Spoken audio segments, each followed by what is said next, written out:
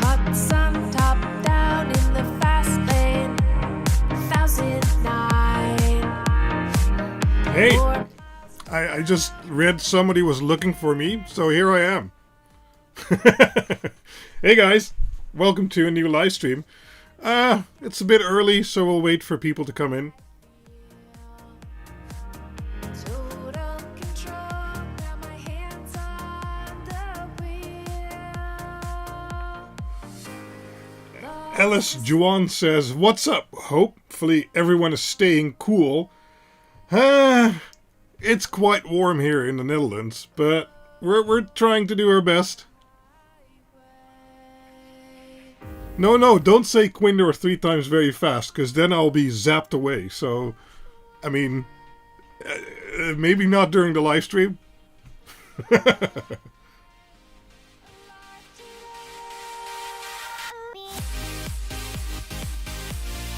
Hey there, Dennis. Bill Hurd? I don't know Bill Hurd. Should I know Bill Hurd? Come to Ireland. It's rarely warm. Well, I guess that has its upsides and its downsides. Greetings from Aruba. Well, that's the whole different kind of warmth. Tech streams. Oh yeah.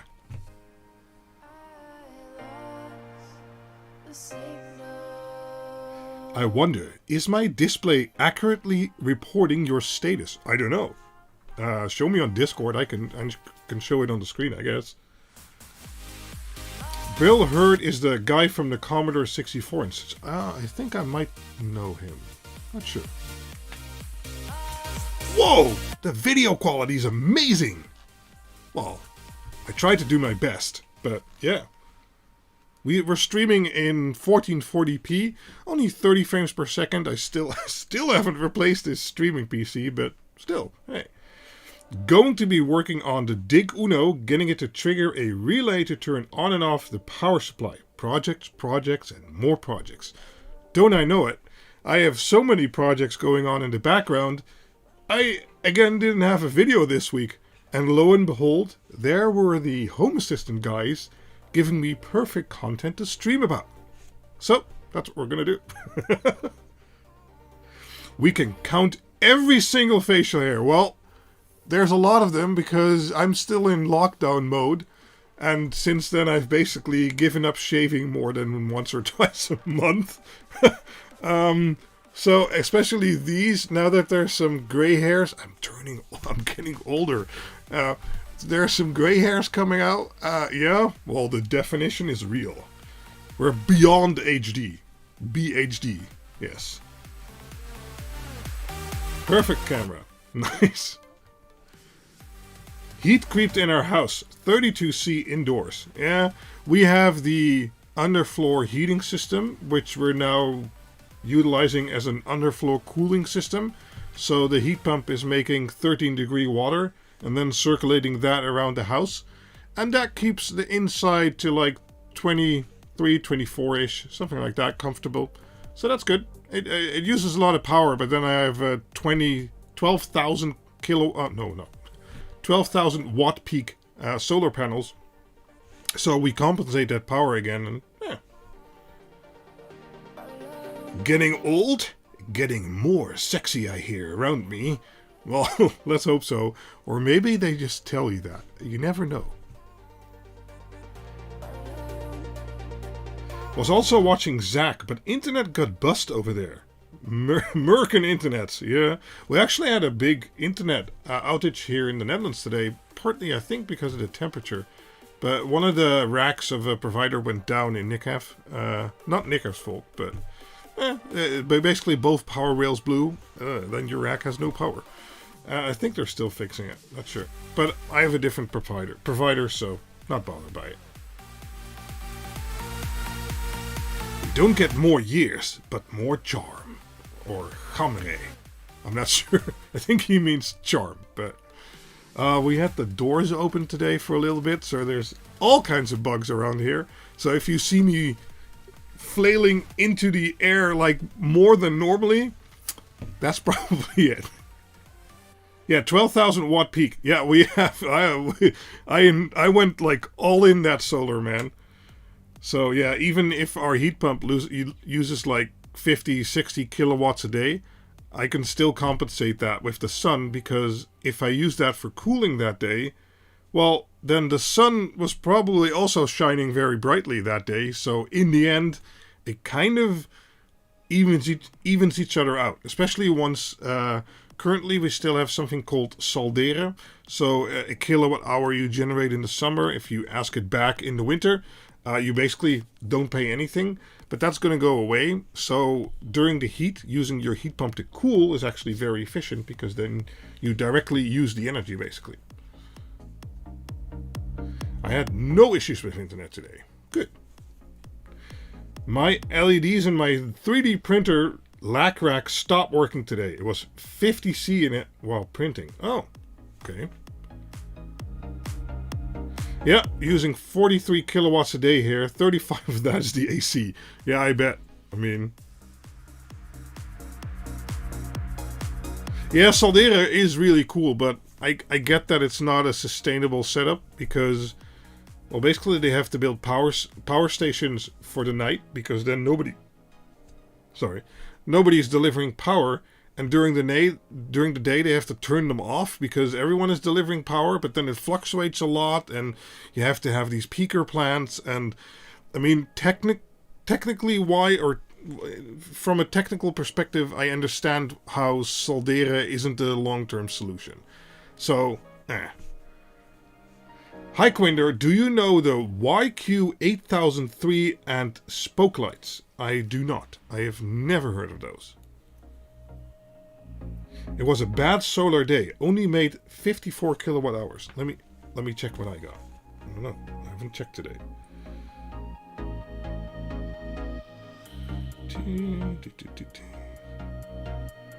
Today I got 60 kilowatt hours, and this month so far I've generated 1.17 megawatt hours. Nice. I guess I can show you. Can I show you? Yeah, so let me... the PWM on this phone is a bit... How are you doing? Yeah. Oh, it started very, very late. You see that? We didn't have a lot of sun at 7:30.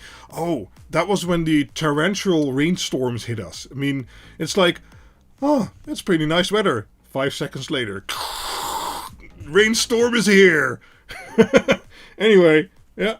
Oh, we had a good peak. That's nice. Anyway, oh, there's some QuinLED ESP32s there. But let's go back to the face, because, oh, we've officially started. Hey guys, welcome! I'm not gonna repeat that, Johnny. Where is the HA integration? Well, I do a lot with HA, but I don't do everything with HA, and I kind of deserve some attention, which I haven't been giving it recently because I've been busy with so many other type of projects, but we'll get around to HA and updating it, and replacing some of the animations I have with some new functionality that came out I've been looking at. So we'll get to that eventually at some point. Not a rainstorm, it's free solar panel cleaning. Yes, that is true. So, well, there's about 100 of you guys here, so let's... Hold on.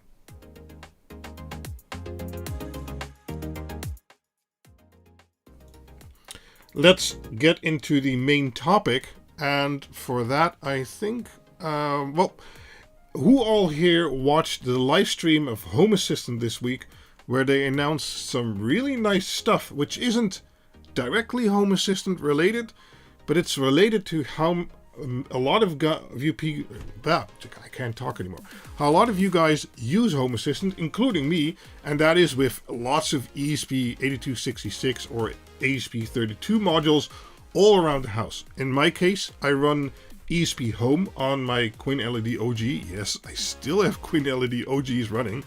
But then I also have my QuinLED-Quad and QuinLED-Deca, which is doing all the lights you're seeing right now, except for that one. So that all runs ESPhome. So even my studio lighting and stuff like that is all running on ESPhome. And then, of course, the second thing I use a lot is WLED to run my addressable LEDs and basically most RGB LEDs I have in the house. Oh, yeah, Awkward was there.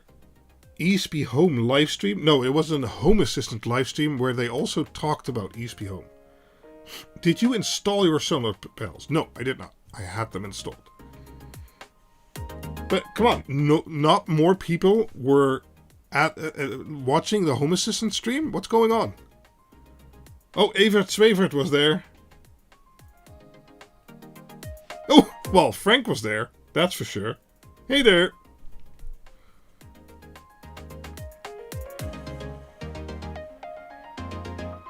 Anyway, well, if you guys didn't see it, one of the things they introduced is updated versions of ESPhome, and they even had Aircoookie, the originator or creator of WLED, on the stream to showcase new functionality.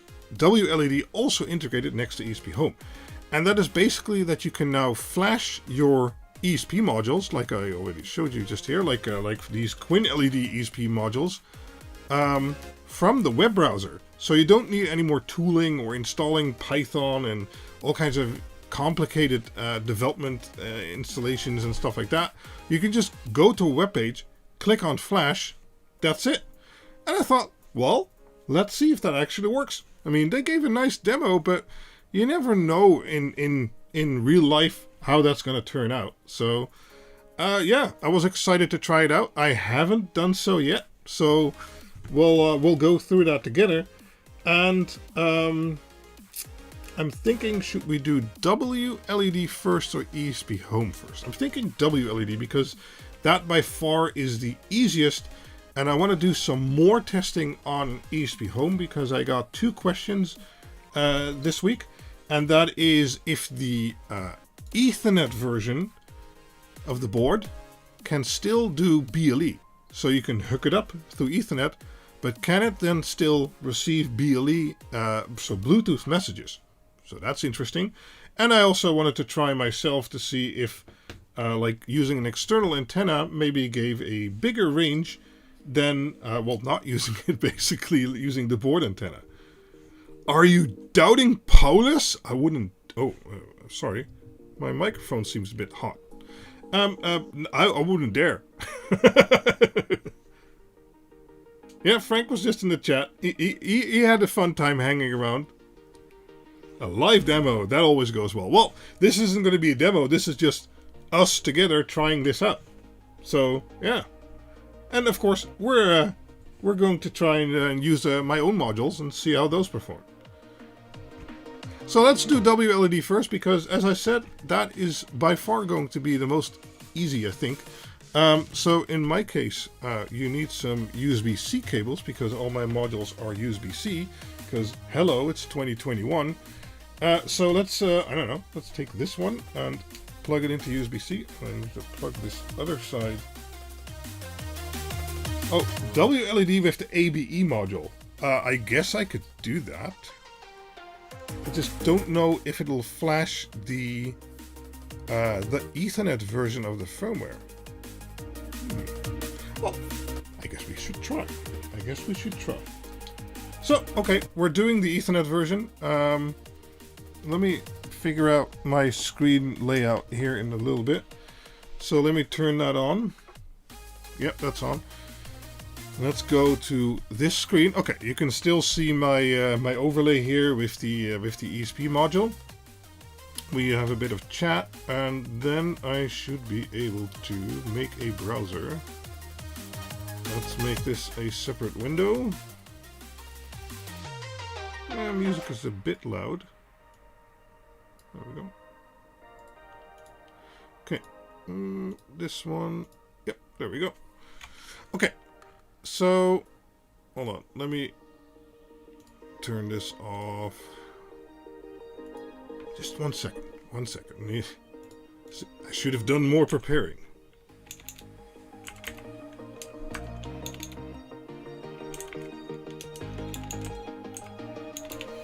Okay, yep, that should do it. Right, so we have our browser, and in our browser we go to install.wled.me. Well, I mean, that couldn't be easier than it is. Wow, this power LED is so dim, so awesome. Thanks. Okay, well, there isn't really much to demo here. I'm just going to hit install. Okay, and it comes with a pop-up that you guys can't see because I'm not doing a screen capture. Wait, no, I'm forgetting a step. I am forgetting a step. Hold on. What I'm going to do first, I just connected the module, so you can see that here. And I guess I would have to share my whole screen for that. I don't have that set up. Okay, no. Okay. What I'm going to do is I'm going to right-click on my Windows taskbar button, so the Windows logo, and there I'm going to select Device Manager. Because even though everything is done in a web page, you still need to have the serial drivers installed. So once you have that, you get Device Manager, and in Device Manager you need to check if you see a COM port. So if I disconnect the module, you see the COM port goes away, and if I connect the module, you see a COM port appears, and this is COM3. So we know we need to use COM3 during flashing. In my case, we're talking about a CH340 device. If this doesn't come up, you won't be able to do any flashing. So the first step to do is check in Device Manager to see if a COM port shows up and if it has a driver. For my boards, and let me switch the browser again. Oh no, I made it way too big. Oh yes, live, doing everything live. This is such a good plan. Okay. So for my boards, you can go to QuinLED.info and then go to digitally addressable LEDs. And I've added the ESP32 boards here. So you have QuinLED ESP32. And in here, easiest is to search for driver, but there's two links here which will take you to pages where you can download the CH340 driver, basically. If you're using another ESP8266 or ESP32 board, you basically have to make sure you get their driver. Most often it's either the CH340 like I'm using, or it's I forgot this 2101. It's a serial chip from Silicon Labs. Yeah, and they need a different driver if you don't have it yet. Now, if you ever installed Arduino IDE or something like that, most often... Oh, yeah, CP2102 and CP2104. That's right. Those are the other ones that are used very often. Either you need... 95% of the time, you need either the CH340 like I'm using, or the CP210X driver. And once you have that installed and it lists the COM port in Device Manager, then you can go to the web page and flash. So, in my opinion, the first step should be check in Device Manager if you have that COM port. I'm going to switch back one more time to just show you. Yeah, okay, I need to change this back. So, in Device Manager, you have ports COM and LPT. That's parallel ports of way days gone by. And I have USB serial here, CH340, because it's a QuinLED ESP32, and it's using COM3. Now remember that COM3. We're going to be using that later on. Now I'm going to change the window size back this time, because that screwed me over just now.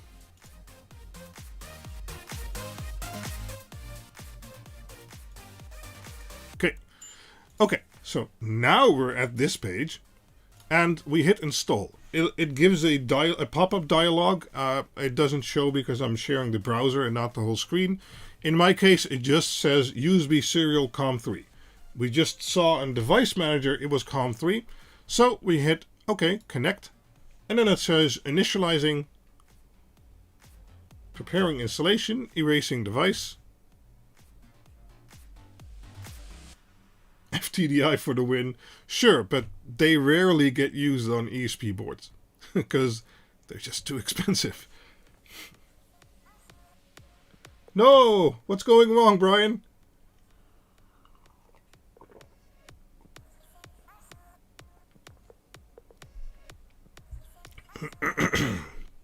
Or you mean the erasing part? Brian has a good point. Brian says, I'm not sure FTDI have ever been forgiven for breaking people's chips. So that's a cool story while we wait for this, because currently the web flashing is a bit slow. I think it's because they're using a too low baud rate at the back end. ESPhome Flasher, and if you do ESPTool yourself, you're also faced with that, and you can just select a higher speed and then it goes much faster. But you know, this is the first iteration, so maybe they did it for compatibility reasons. Maybe they're going to raise the speed in the future. But anyway, back to the FTDI story. FTDI is one of the original USB to serial companies, and they had the FT23 something chip that was very popular a few years back. And, well, they were basically the serial chip company. But you know, Chinese people got a hold of those chips and cloned them like there was no tomorrow. So suddenly you were able to buy this $5 chip for 50 cents because, well, they were cloned versions. But they worked with the same driver and everything seemed fine, and basically they worked like the original one. So a lot of people did that. And then FTDI was like, well, we don't like that, and we can identify these fake chips. So they brought out a new driver that they actually pushed through Windows Update of Microsoft, and if they detected a false or clone FTDI chip, they basically bricked it. So they made it unusable, at least on your PC, but I even believe they actually bricked the chip. And, well, people didn't like that. I mean, I get that you're trying to protect your work. I get that. I value that. But that's maybe going a bit far. I mean, yeah. Now, they reversed that, and they don't do that anymore. And I think it even works now with the clone chips and stuff like that. But as Brian said, not sure their reputation ever recovered. Cool. All done. Nice rainbow. Now, the question is, are we going to get Ethernet? If you flash a WLED module with I need to get my Ethernet cable. With Ethernet, it doesn't actually come up with Ethernet immediately. So if I plug this in, it's likely not going to do anything.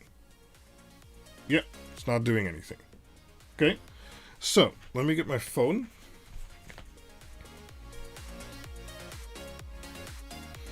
And let me see if there's a WLED access point. Yep, there is. I'm seeing the WLED AP. Let me switch to this view. Yeah. Okay, so now you have to sign into the network. Okay, let me lower it a little bit because then I have better sharpness. So if there is Ethernet, there is not. If there is Ethernet, you can go to the Wi-Fi settings, and down here, there should be a box to select basically the Ethernet variant. But as you can see, the box to select it isn't there. So I'll have to talk to Aircoookie about this because, well, I think he should add a little drop-down box where you can select the normal or the Ethernet version. Now, I believe he scrambled to get this all ready for the live stream and stuff like that. So I can forgive him for not having this available right now. But yeah, so no Ethernet version. But as you could see, I did see the wireless, and so WLED flashed on there just fine. One other thing we should check, because as I and many of us have probably been using the ESPhome Flasher for this, there is an issue with that, and that is that the little FS partition since WLED 11, I believe, doesn't have the correct size. So let's have a look. Yes, 8 of 1507. So the web flasher does repartition the ESP32 correctly to give you the right file system instead of the tiny 64 kilobyte one, which was a problem if you use the ESPhome flasher. WLED would work, but yeah, it would be a slight issue. So yeah, I mean, WLED works fine. So we just flashed that using a web page. How cool is that? So, that is part 1, I think. That is flashing WLED using a web browser. So step 1, plug in the module. Step 2, check that the serial driver is working and which COM port it took. Step 3, go to the web page. Step 4, hit flash. And maybe in the future, select Ethernet or not. And then step 4, you're done. So, well, couldn't be easier than that, I think. What do you guys think? That's pretty cool if you just want to flash a module real quick.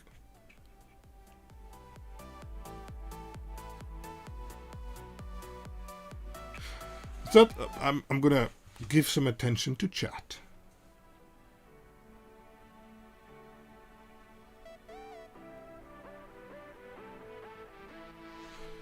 I love the color progress bar. Yeah, that's cool. Oh wow, Kyle has a 10.89 kilowatt peak system. That's nice. How long until fake QuinLED ESP32s either Dig-Unos or ESPs? I don't know. Who knows? I hope not. I mean, there's already enough, I guess you could call it competition colleagues out there, so yeah, that's fine. Hooked up a P3 64x64 panel on it, rocking Tetris clock. Oh, cool. You have one of Brian's boards? Sorry, I'm a bit behind. I had 2 bad ESP32s today. One USB connector fell off after the first eject. Oh, wow. Were they mine? I hope not. Otherwise, get in contact with me because I'll replace those. Damn. Oh, Brian says, I guess that would actually work with Quindor board too, actually. Yeah, so my have the D1 Mini form factor, basically, and then the ESP32 variant, so the Mini 32 form factor, and mostly the same pinout. There are some extra pins. Let me try and show you that. So, as is noted here, the pins with the star are not in the original pinout, but that is some 5-volt fused pin, a 3.3 volt pin, and then up here there's a ground pin. Now, those weren't present or used in the original Mini 32 design, so if you didn't connect anything there, because they weren't used anyway, my board should be perfectly slot-in compatible. The only question is, the Ethernet uses 10 GPIO pins to function. So if you're using one of those, the Ethernet version wouldn't work. But the external antenna version would work just fine. And of course the board version would work just fine too. The form factor is mostly the same. It's a bit shorter in total length. But then I have the USB-C plug here. But in theory, it should fit in the same footprint. So, yeah, it kind of depends on which GPIO pins you're using, Brian, if it'll work with Ethernet or not.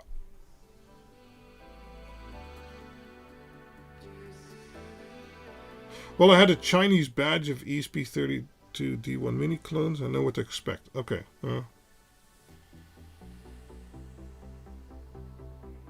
Yeah, so currently, as Philip said, WLED is the basic current version of WLED, the flash, the web page flasher. Yeah, too easy. There's no such thing as too easy. If you think this cannot go wrong, I wouldn't know how to do it wrongly anymore. Then 5 minutes later, someone will pop into chat and be like, "Huh, I did this, and now it's not working," and you're like, mind blown, because I can't even come up with some of the stuff people do, but they still manage to do it. So I wouldn't say too easy. I don't think too easy exists. Oh, the Quindor stuff I own works perfectly. No way that stuff fell off of those jewels. bit far calling them jewels, but I thank you nonetheless. It's so funny. Both me and Quindo were worried it was us. Well, it comes with the territory, I guess. If we're selling you stuff, we want it to do well. I get that, and I think you have that too, Brian. So, I mean, yeah. There's still a lot... Oh, Frank has insight. There's still a lot in dev. Being able to flash from web is a first good step. Yeah, absolutely. And, I mean, if the Ethernet case isn't supported yet, that's fine. I think that's a quick fix, just like I think the performance or speed of the flashing is also a quick fix. But you have to bring out something at some point, otherwise you'll keep developing until it's basically no longer useful. So bring out something that works for what it does, and then iterate on that. That's a good plan. I get that. Yeah, it uses nearly all pins on the I2S, one at least. Oh, I must buy one and check. Well, we can check real quick. Because if I go back to here and I go to my addressable LED controllers section of QuinLED.info, I have the ESP32 extra board details here. And, oh wait, no, those are, sorry, those just give the pin out. I need the Ethernet version information. And these are all the pins I am using for the Ethernet. So 5, 17, 18, 19, 21, 22, 23, 25, 26, and 27. Those are all used by Ethernet. So if you're using any of those pins on your current implementation, it won't work with Ethernet. Quindor, are you going to host your own ESP web tools? Oh, that's an interesting idea. Maybe not. I'd rather have the projects do it themselves, because otherwise it would be another thing I'd have to support and update the firmwares and stuff like that. So maybe leave that into the hands of the projects. Unless maybe I would like to offer like QuinLED WLED customized versions, then it could be a good idea. I need to think about that. I don't know. It has its pros and cons, I think. So, yeah.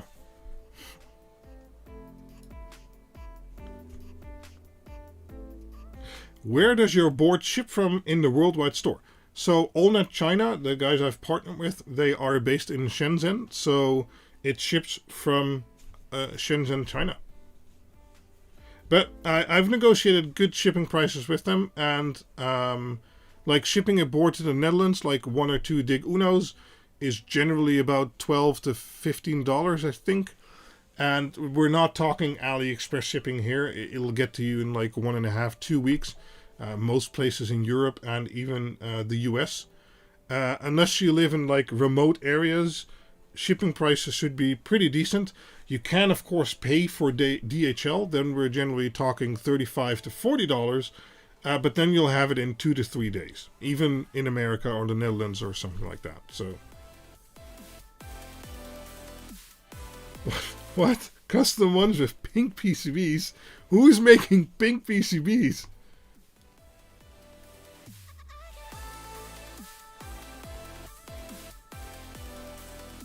Oh yeah, cool.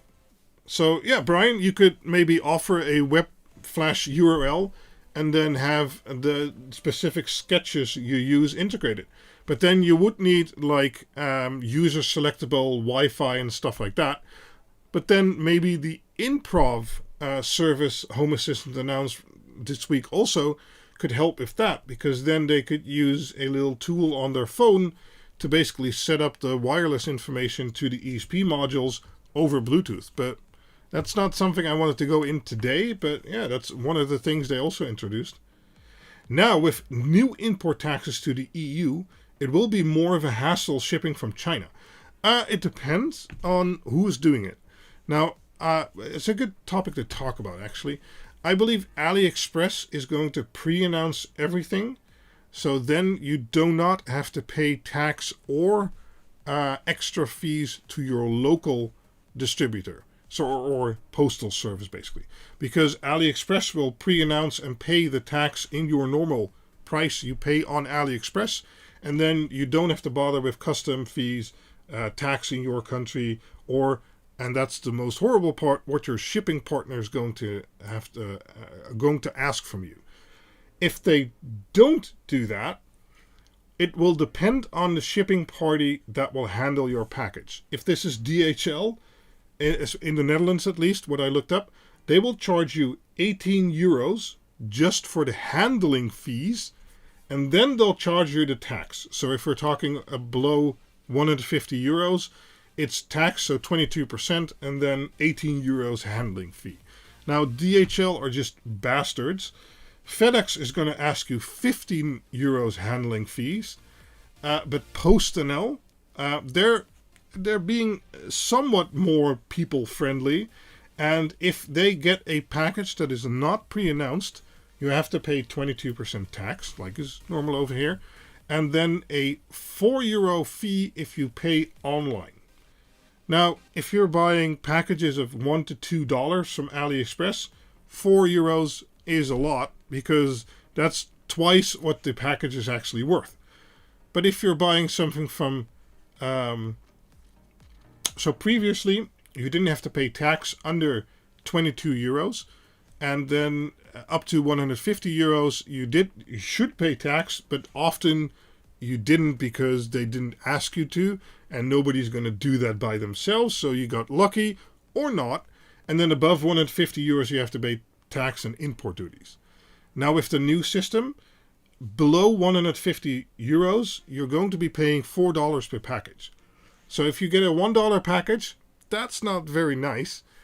But if you get a €100 package, you have to pay tax, but you should have been doing that anyway, and then that €4. And then I think, it's okay. I mean, I get that they want tax, and it's fair that they're going to start asking that. I think it'll still be fair. It'll still be cheaper to buy stuff in China than it is here in the Netherlands, because I can often find something for $50 or euros on AliExpress, which they'll ask me 250 or 200 euros here for in the Netherlands. So then if I have to pay 22% tax and €4 transaction fees for PostNL, I can live with that. It's still cheaper. And, well, as I said, AliExpress will pre-announce, so then you only pay the tax. Now, if we're talking my QuinLED boards, for now, I do not believe we're able to pre-announce, because the shop we have is a lot smaller, so we don't have those systems set up yet. We are looking into that. So for now, if you buy like 2 or 3 QuinLED modules, you'll have to pay tax. That's just something that has to be done. I can't help that. Before, if you didn't, and if you got some QuinLED modules in the Netherlands and you didn't pay tax, you got lucky, basically. And, well, then they add the €4, which, especially if you buy a few modules, I think it's not too bad. I'm continuing looking into selling them here from the Netherlands. But the thing is, if I buy them in bulk, or they're my modules. If I get them here in bulk, I have to pay tax, import tax, and I have to pay custom fees. And I have to pay the shipping costs. And the shipping costs are just per half a kilo. So if I send myself 600 or 800 modules, I'll be paying $1,000 shipping costs. And then I still have to pay tax on those, on the items themselves, and import duties. And then when I sell them to you, I also have to ask that tax. So getting the modules from China to me to then sell to you, well, the tax is always going to be there, except when you ship them, you only pay like $10, $20 to ship a few modules and then have to pay the import tax. But if I ship them, I basically have to ask for shipping costs twice and import duties. That is the main reason I'm not selling these things from the Netherlands, because if you buy them directly in China, especially now, but also when the laws change, it'll just be cheaper for you. I get you have to wait like 1 to 2 weeks longer, but in the end, it's tens of euros cheaper than I could sell them to you here directly from the Netherlands. So, yeah, that's why we're doing it this way. I hope that makes sense. I did not pay attention to chat. What the? Awkward Marius says, we are on 45% import tax in South Africa. What? What? That's insane. Post in Europe is still quite slow anyways. Yeah, I mean, if I send packages from here, and I've sent to Philip and Andy, who are my moderators in chat too, and on the Discord, I've sent them some trial and prototyping modules to test out. That easily takes half a week, or maybe even a week. So, shipping from China the way we do it, it's not that much slower or more expensive. Because if I have to ship internationally in Europe with track and trace, it'll be 8 to 9 euros. So, whether you're paying me 8 to 9 euros or paying the China guys 10 to 20 bucks, yeah, sure, 20 bucks if you buy a lot of modules, but there's a lot less difference than most people think. So, yeah. Well, no, you can't come get them. I don't have much more than you see here, so I don't keep local stock.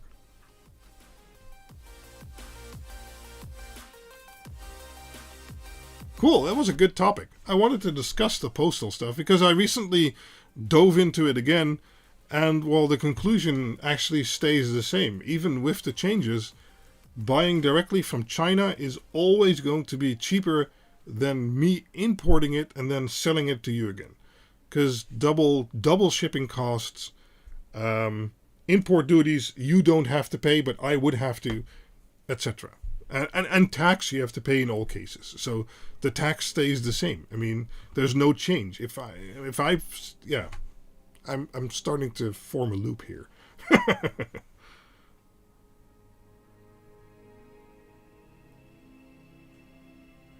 Oh, cool. Sam ordered on 5/28 and he got them 6/10. Okay, that's not too bad. Total with standard shipping was $121. Okay, yeah, you got 2 Dig-Quads and acrylic cases. It's a bit much. Okay. Oh, it's $10 to ship in Ireland? Yeah.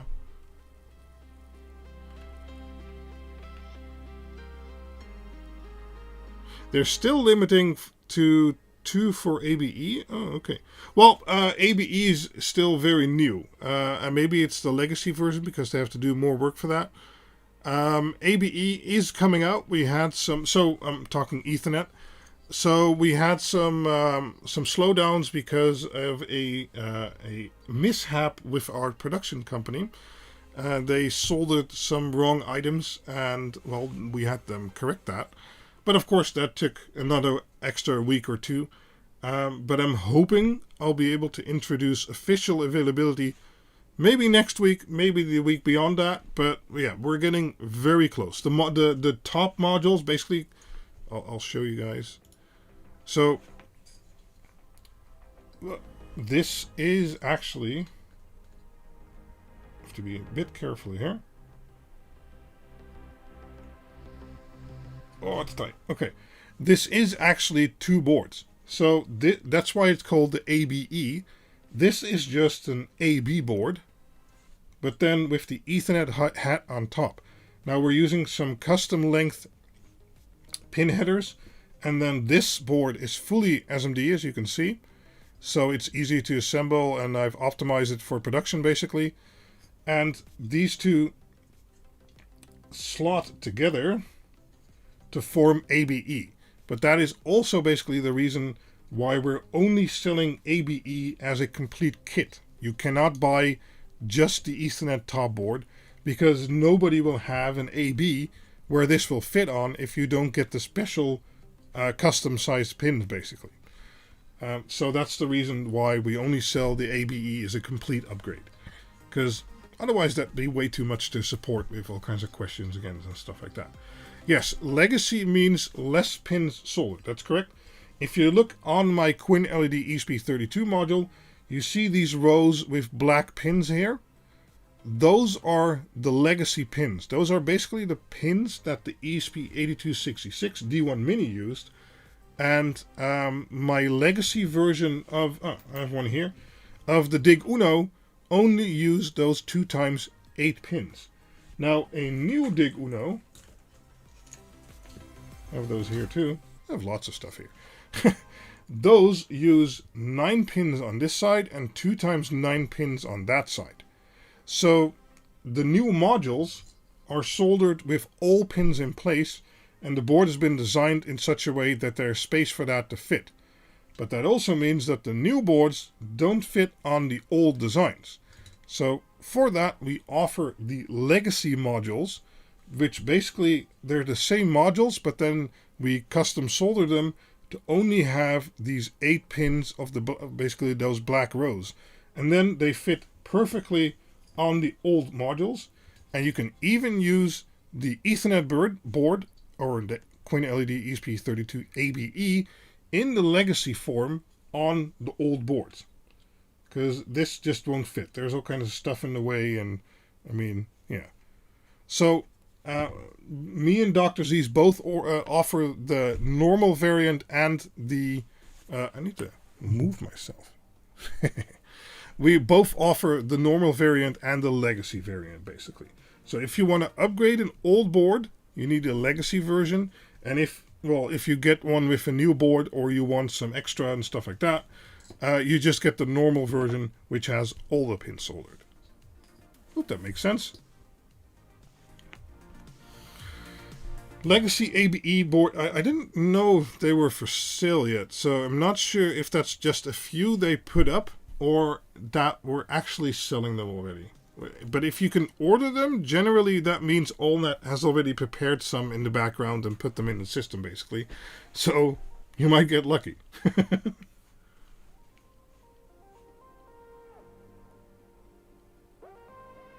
I need to order some jumpers to move the ABE board off the stack. Want to move everything into a 1U chassis with Nutric Ethercon connections. You can try, but there is basically high-speed interfacing running through those pins.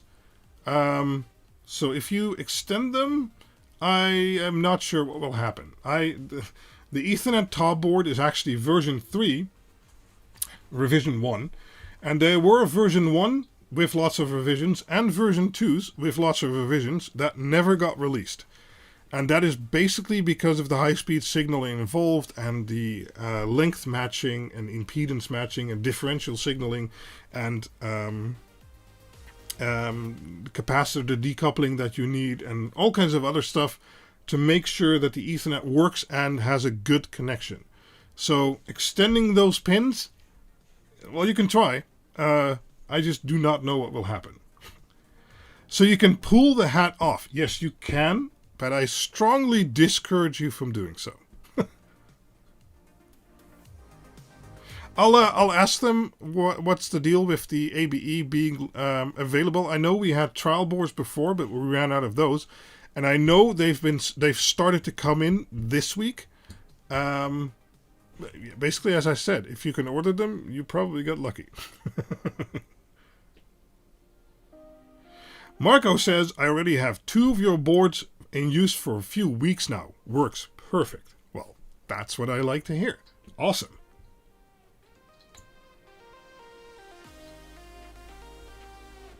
Don't pull the head off. Got it. Yeah, no, I don't advise that. You could see that it's a very tight connection. We designed it that way, but yeah, I wouldn't advise that, basically. So, okay, enough talk about postage and rehashing QuinLED board variant stuff. There is a second thing we wanted to talk about. Let's see here. Where is my browser? And that is Home Assistant and ESPhome. Because I need to turn my camera again. One of the things they also introduced next to WLED being able to flash over the web is now that the ESPhome interface directly from within Home Assistant should be able to flash an ESP module that you attach to your PC. So in my case, Home Assistant is running inside of a virtual machine, and before I had to compile it, download it, then start ESPhome Flasher on my PC, and then, well, flash the module. But they said, well, now you can actually flash the module while it's connected to your client PC from the web browser. So let's try that again. I don't know. Oh, no. Let's see here if I need to find a config I can use. I think most are using this stuff.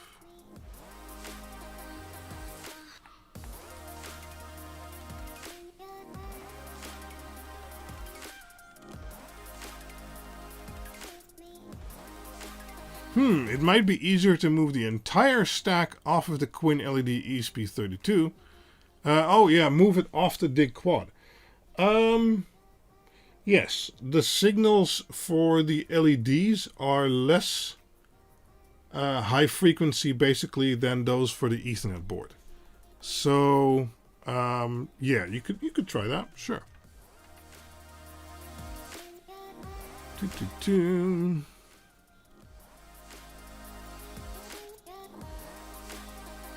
How am I going to do this without revealing a password? Didn't think about that.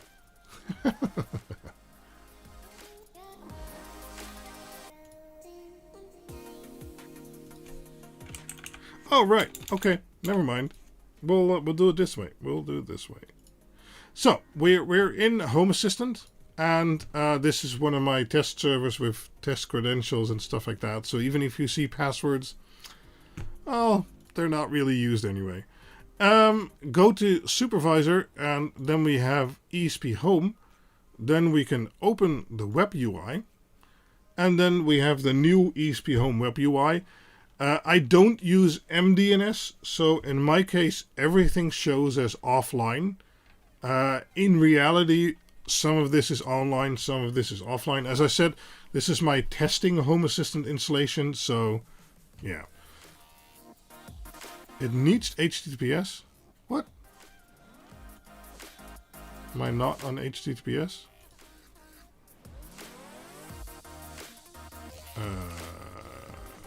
Okay. Let me check here.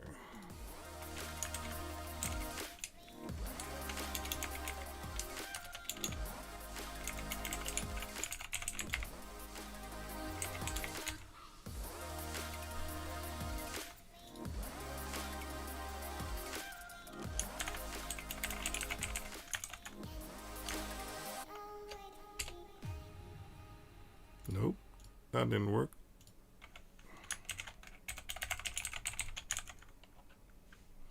Hold on just a second.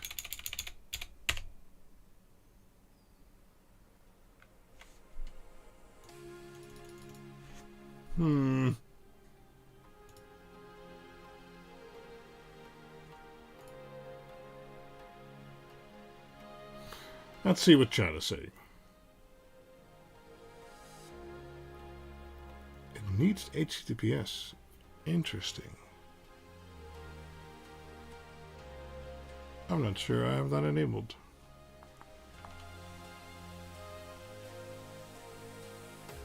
I'm not sure how to enable that, actually.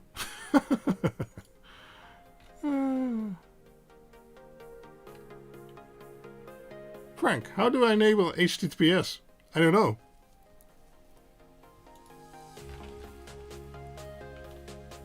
Does my production have HTTPS? No, doesn't either. Oops.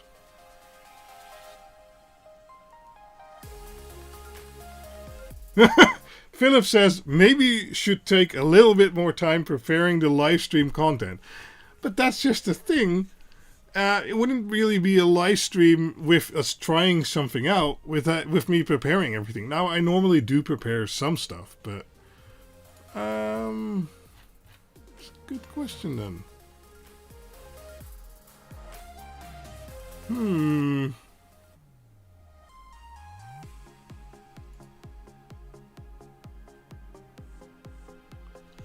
How do I enable HTTPS in Home Assistant?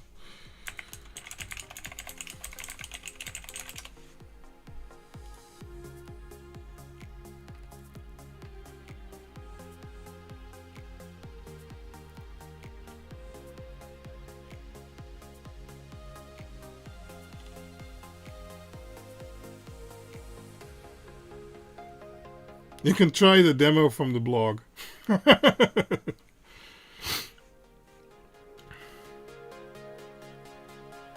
Well, shouldn't I be able to use self-signed certificates? Isn't there like a button that says switch Home Assistant to HTTPS? Because this is a good thing, because likely other users are going to run into this too, who also haven't configured HTTPS. Just enable Nabu-Casa. Let's... okay.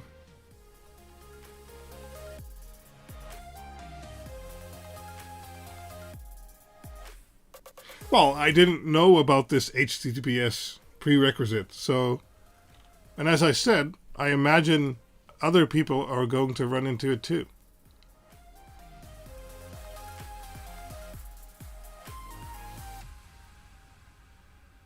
No, the Home Assistant test installation certainly is not a publicly reachable host.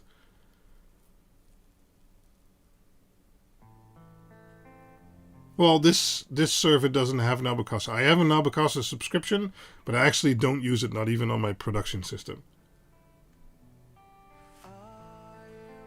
So there is a Let's Encrypt add-on, but it's not a 5-minute job. Well now. Okay.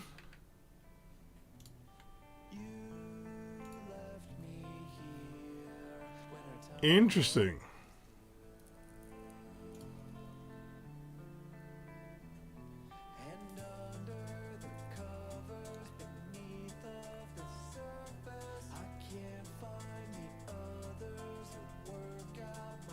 So I am seeing this duck DNS everywhere.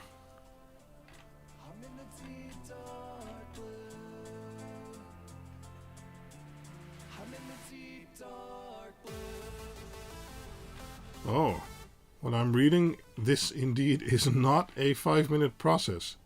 Also, I don't want this host to be reachable from anywhere but inside my home.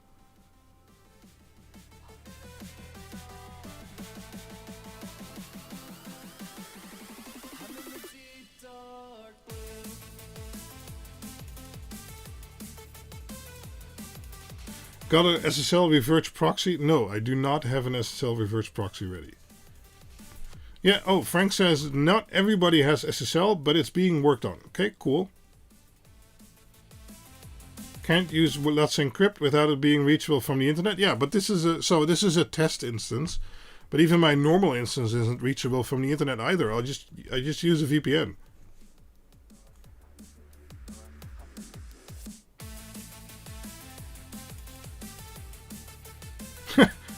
Okay, Nicholas says I just use myself generate a local SSL cert from my home certificate authority. Well, I don't have a certificate authority running.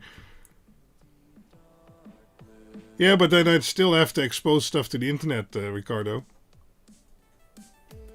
This is a test install. This is local only, assume no internet connection. Yeah, 1-0 for Windows versus Chrome, and I have the O.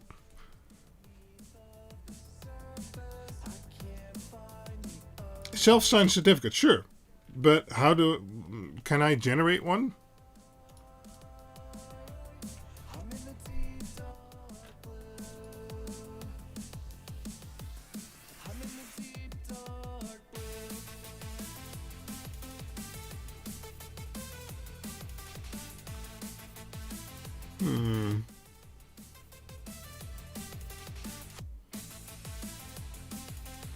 Can you SSH forward it to localhost? Localhosts allow for it without SSL. So you mean my connection to Home Assistant? Sure, it's been a while since I've done that.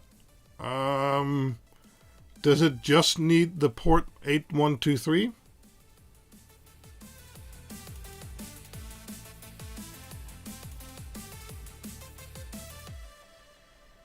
MikroTik can generate it. Okay. I have lots of MikroTiks here. But what do you want me to generate and import? Just a random certificate?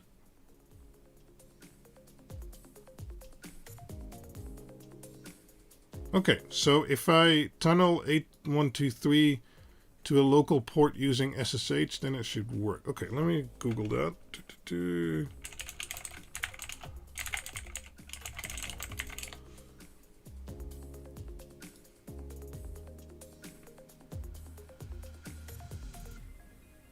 Because that's been years since I've done that. SSH tunnel.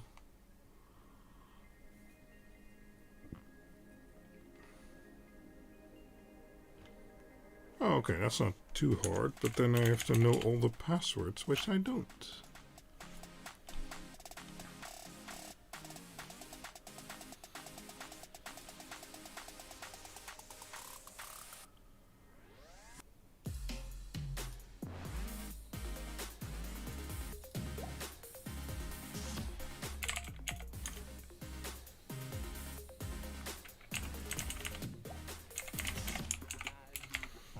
Sorry, I can't really show this because, well, I guess I can try.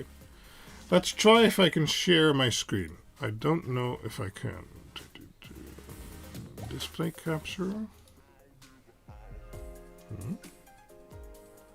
That looks like the right display. It's a bit small. Not sure what I can do about that. And of course my display is in portrait mode. And that doesn't play well with my landscape mode stream. But hey, it fits in the screen like that. Anyway, I have PuTTY here. And what I'm seeing from the guide, I basically have to say that the source port is 8123. That's the Home Assistant port. And then I want the destination should be my local host on port 80. That should be free. I don't have anything running on that PC. Well, SSHL, is that the Windows SSH? I'm not sure that's on this PC. Let me check. Oh, it actually is. Well, anyway, I'll try the PuTTY way first. Let's enter the IP.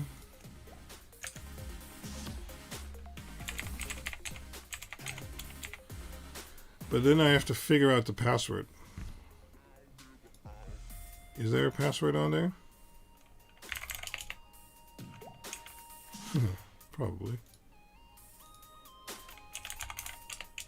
Yeah, there's a password on there. Okay. No clue what the username and password for that is. Going to stop sharing my screen again, and I have to open my password database. So hold on for me there.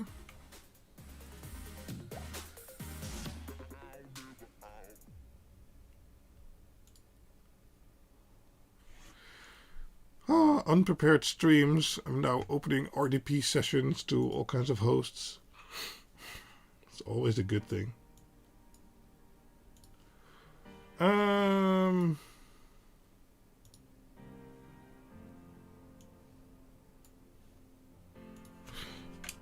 Let's hope I don't turn into Dr. Z's revealing all my passwords.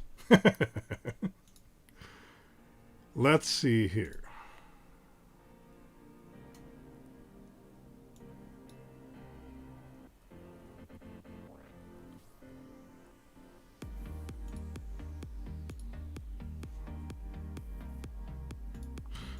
Hold on just a second.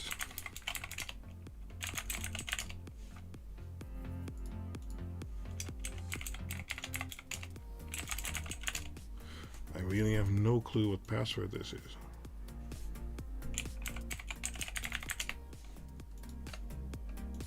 I don't even know what username this is.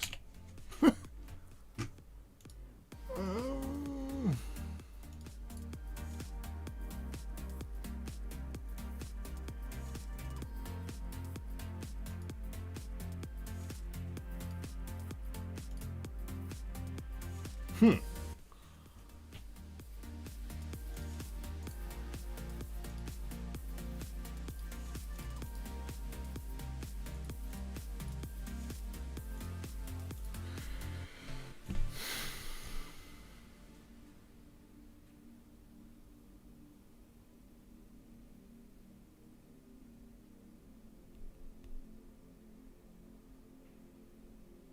Oh, okay.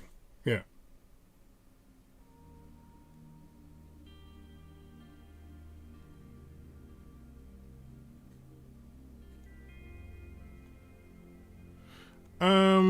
Let me think.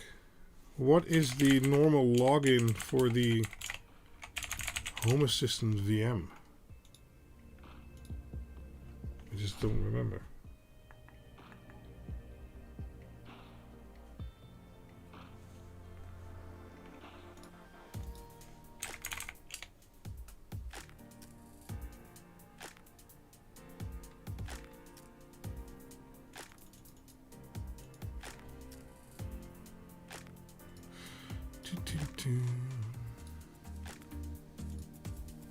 Don't hurt yourself too much. No worries. I'm just trying.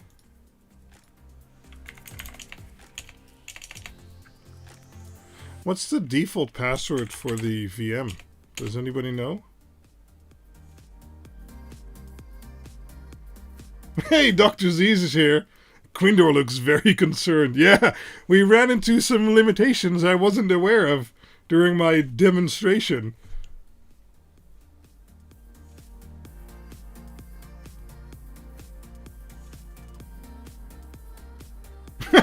Rina says, you really are a user. Most problems I have to face is don't know my password.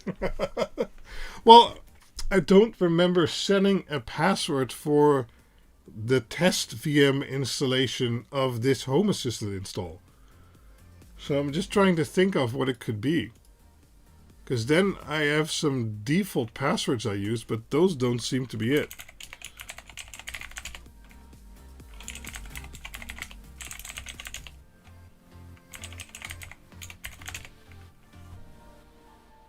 No, it's a VM, so I use their HasOS VM install image, basically. Yeah, the default is root with no password. I'm trying that, but it's not taking it. I thought that. Nope, access denied.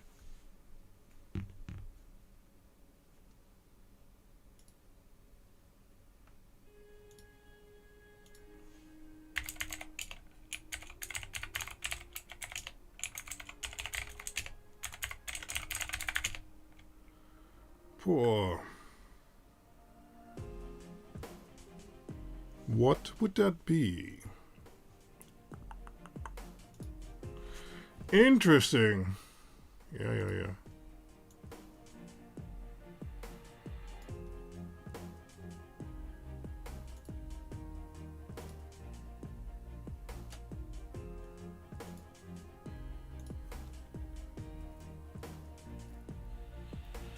No, it's not the supervised version. It's the HasOS install version.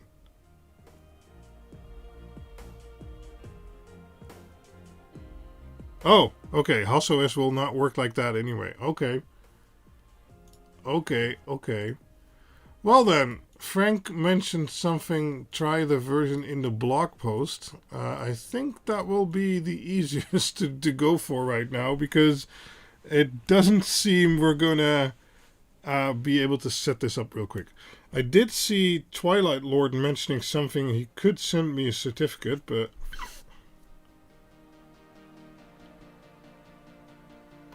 QuinLED rocks with all lowercase. Yeah, that wouldn't be a very good password, but no, I don't think that's it. Is it good enough to use my HA proxy on my firewall to do SSL, or should I do it on a Home Assistant VM directly? Well, if you're running the official method, your VM is completely locked down, so...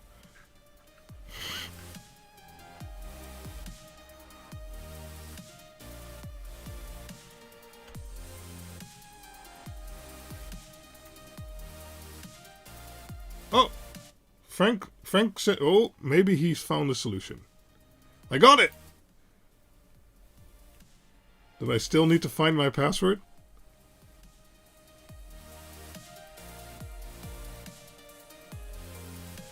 Let me send Twilight Lord a little message here.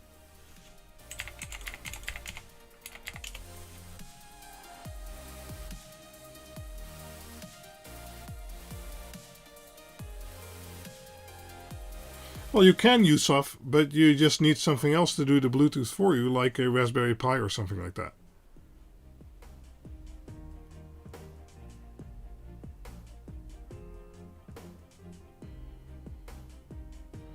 Okay, so if I do the Nginx Proxy Manager add-on, adding a proxy on the test setup allows self-signed certificates. Interesting.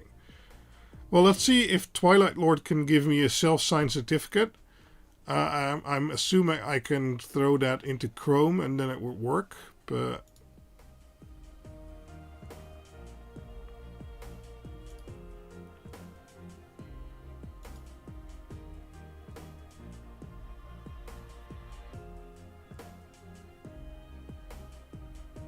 Okay, sure. I believe there's methods to do that. I have never done that, Yusuf, so you'd have to look into that if you can do it with the Bluetooth on the Pi directly. But range will be a thing because, well, you might have range issues depending how far the module is or the Xiaomi temperature sensor is from the Bluetooth radio, basically. And with the ESPs, you can spread those around the house to have them close by. Honestly, this is all too much for a stream. Yeah, true. I'm going to wait if Twilight Lord indeed is able to generate a certificate and I can import that and then we can do it. If not, I guess we're just going to talk for a little bit and that's going to be it for the stream. But we'll see. We'll see. I mean, I guess we get to fail sometimes during a live stream too, huh? But if Dr. Z's is still watching, make sure you have HTTPS enabled on your Home Assistant installation you're going to try this on. Because guess what? Otherwise it doesn't work.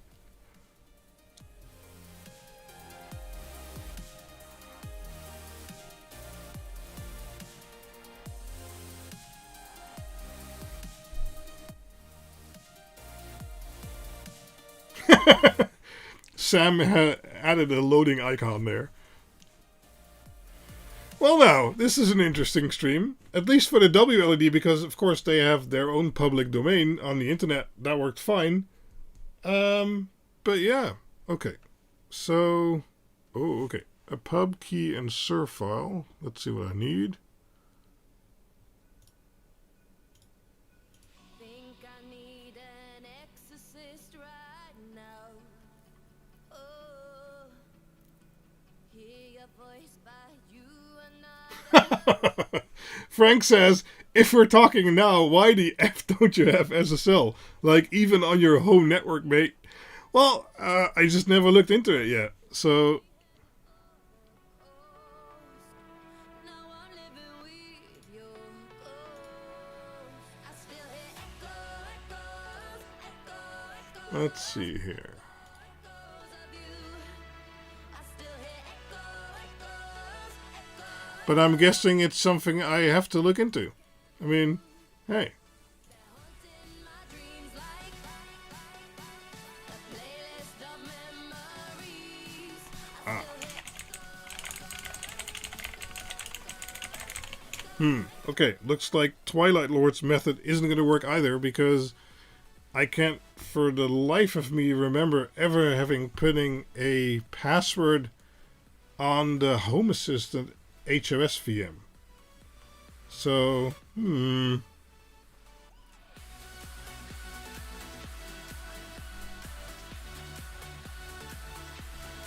Interesting. Okay.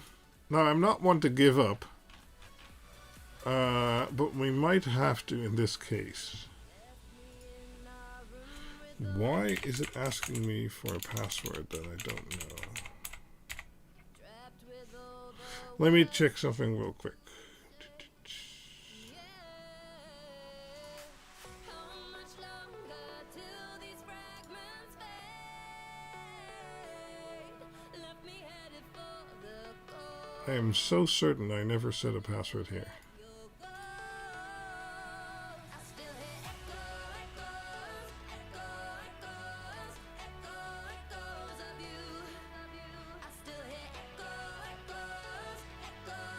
How do I change the password if I can't log in? Is it in the normal interface nowadays?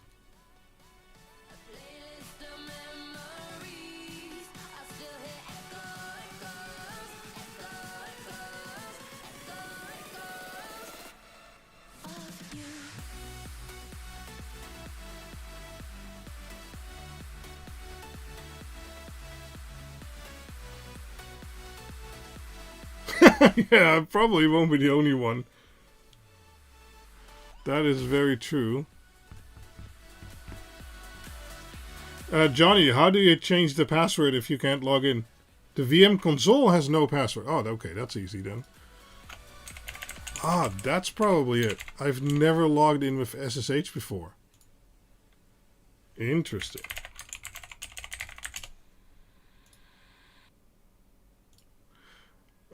Let's see where on the cluster it's running. Here we go.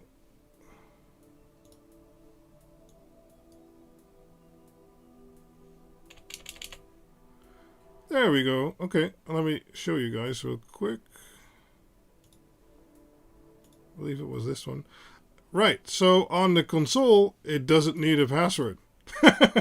And so I probably never SSH'd into it, so as I said, I don't remember setting a password, so whatever it is by default, it doesn't allow SSH to a HOS OS, I guess, or it needs you to set a password to be able to do that. Okay, sure.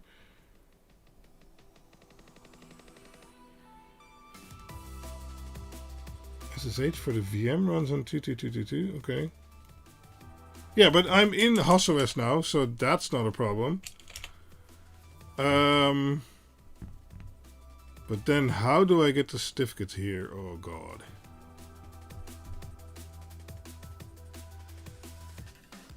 Squirrel time! Yeah, well, we're actually on topic, but the topic requires something I wasn't aware of. Okay, log in. Sure. Now what?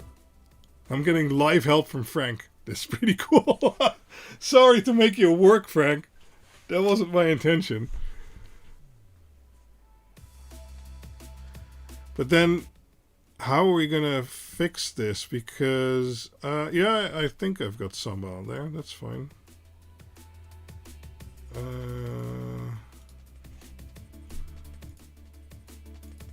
Do I have Samba on here? Yep. Okay. So then, let me put this away again before I share all the stuff I shouldn't share. Of course it asks for a password, but that should be in the Samba configuration, right?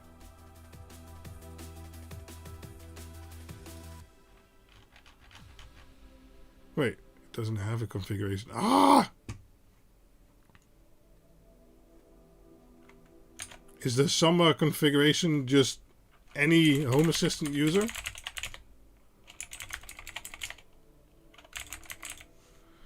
I guess not.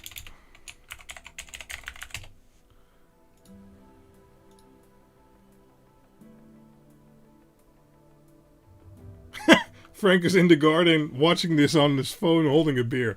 Well, that's good. I'm not hurting. I'm just, you know, it's frustrating when things don't work the way you thought they would. Okay, let's drop this topic for now.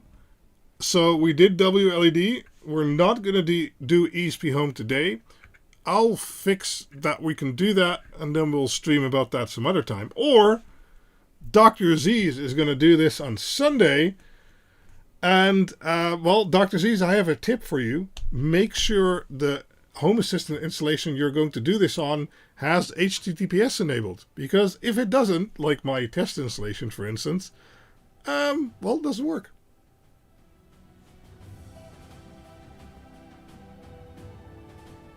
Sure, we'll do that, Frank. Okay. So, well, what other topic can we talk about? Because I usually, oh, prepare. No, we were going to look at this together. That's literally what the title said. And we did. But I imagine a lot of Home Assistant users out there are not going to have HTTPS. And maybe I missed it, but I don't think this was announced anywhere during the ESPhome talk last Wednesday. So I went into this blind. I did update it before. And, yeah. Try the blog version. Okay, sure.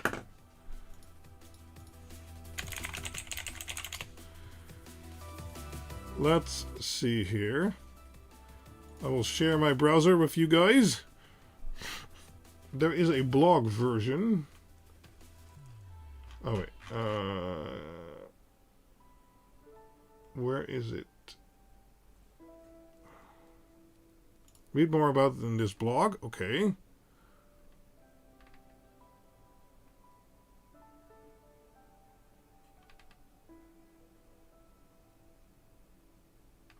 Well, that's just the ESB Web Tools website, you mean, Frank? Because we already did the WLED method, and that's basically going to be the same. I just wanted to show how it's integrated with ESPhome, basically.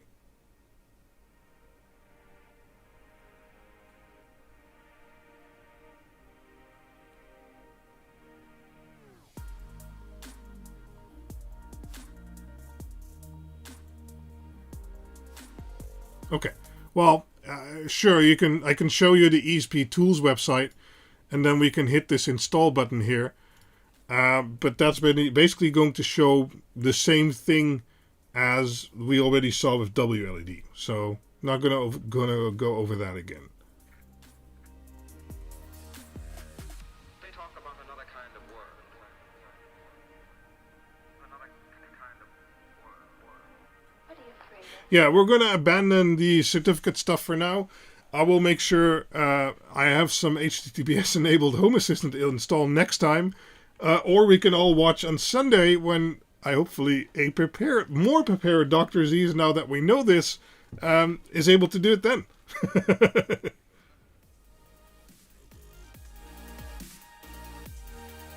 Yes, Den Bell, we talked about this a little bit earlier in the stream.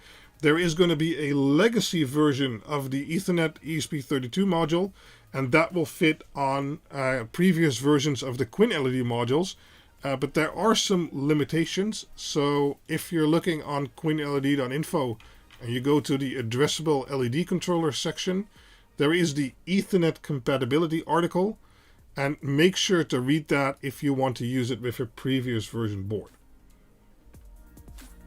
So that will explain everything, what is working, what isn't working, etc. Well now, this is a first. I've never had something that I was gonna do in my live stream not work. We can half count the getting LED strip in silicone sleeving. That didn't really work that great. But in the end, we got a few meters of that done at least, and working. Then do a Quinbox. I don't have that much packages prepared. It's okay, Frank. You tried to help. Don't worry, it's not your fault. I mean, I guess I should have put more research into it, but the whole purpose of these streams is basically trying it out together, and well, we tried it out together, but as I said, this is likely something other users are going to run into also. Serious note, how do we use ESPhome in HA to manage WLED installs? What? You don't.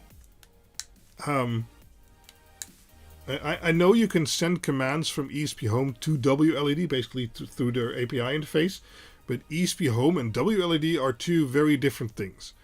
So you don't really manage the one with the other. And WLED has native Home Assistant integration, so I'm not sure what you're looking for. What's ETA on DIY V3? That's still a while out. I'm trying to finish that this year. Basically what I'm going to say about that. But it'll have a lot less changes than the pre-assembled because some of the features can't carry over. So it's mostly going to be the socket and the pinout changes. So there's not too much difference. So if you're trying to build a DIY or waiting for that, I just go for the current DIY and maybe do the 24 volt mods. Those are all on the webpage. But yeah. Oh yeah, okay. If Dr. Z's has Nabokasa in the install, I have Nabokasa too. I guess I could enable it. That's my specialty. Yeah. Wait, would enabling? Then I'd have to look up my Nabokasa, I guess. Do I have Nabokasa enabled in my production install? Don't believe so.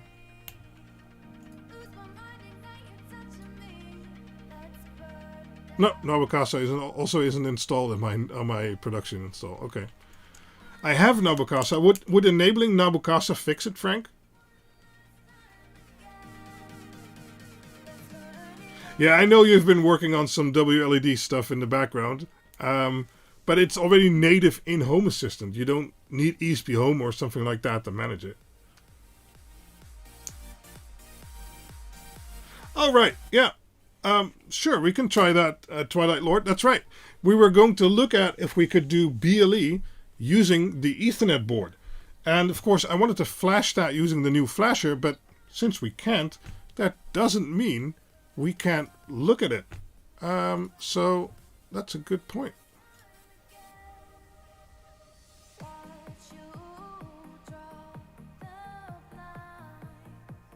Yeah, okay. Frank has a good point. I shouldn't expose my Nabokasa URL. We'll leave the flashing ESPhome through the web browser for Dr. Z's, and we'll look at doing a ESPhome Ethernet board, and then seeing if we can enable the Ble Tracker. So first, we need to build a configuration. So let's go back here. And let's build a new configuration. And we're going to call this Ethernet test. And, oh, it needs a wireless SSID. But I'm not going to use wireless. Interesting. Well, it just needs something because we're not going to live flash anyway. So I'm just putting in blah. And we're doing an ESP32. Great. Configuration done. Where is it? Okay. Yeah, well, this isn't going to work. That's fine. Let's go back to my website, because in the Ethernet version information article, there should be an example configuration for ESPhome. So we can just copy this and then put that in there, or not. Let's remove Wi-Fi. Okay, so it didn't like having Wi-Fi there. Okay, let's remove the fallback access point because we don't need that either. It's not liking this, sure. Okay, well, I guess it doesn't really need to do much. We just need to see if this comes online, right?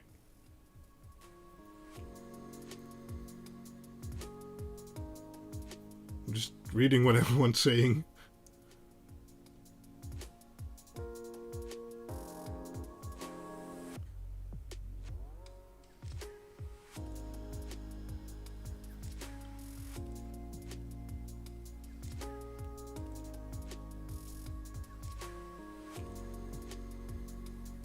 Oh, Michael, the file system being too small in WLED, that is a flashing thing if you used ESPhome Flasher, but now if you use the web flasher, that actually partitions your ESP32 correctly. So if you'd flash it again, that should probably solve it. You'll lose your settings, but yeah.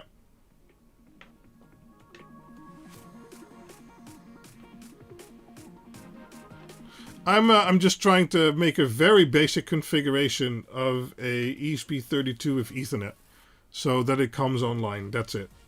And then later we'll add the Ble Tracker to that and see if that works when you have the Ethernet on there.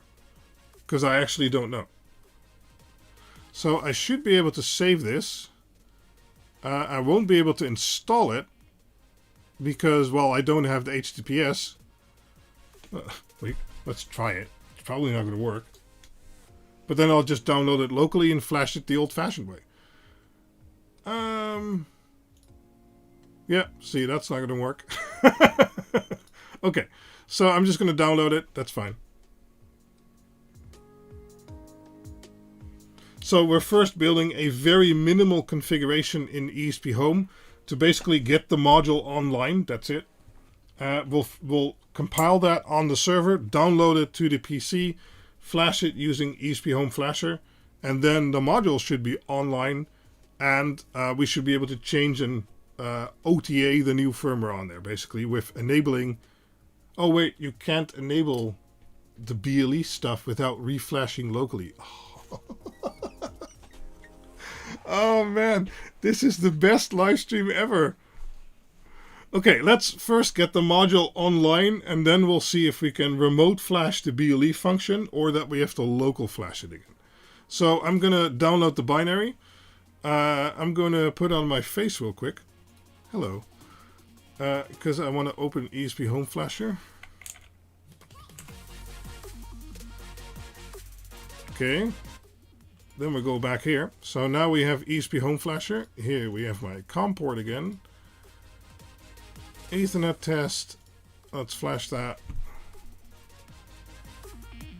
All the QuinLED modules, or the ESP32 modules, have an auto reset and flash circuit. So you don't need to hold any buttons or something like that to flash it. Should be done all automatically.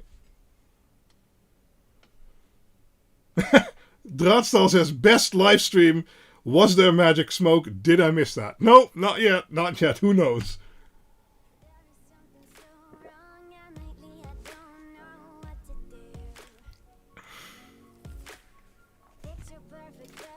I don't need to stop streaming. We'll get something working. See? I have a blinking Ethernet light. At least we got that working. So, here. We now have a blinking Ethernet light. If I can show you. There we go. Yep. And can I see the IP? I can actually see the IP. Nice. Now, of course, I don't have MDNS on my network. So that's the next hurdle we're going to face. Because even if I try to view the logs here, that's not going to work. Because I don't have MDNS. But that's the thing in my network, and that's kind of on purpose. I don't like MDNS. So let me fix that real quick.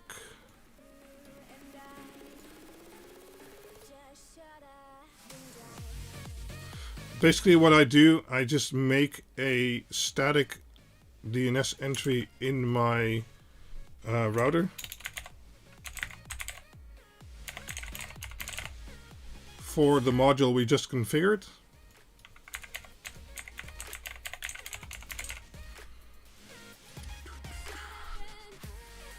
And let's see if it works now.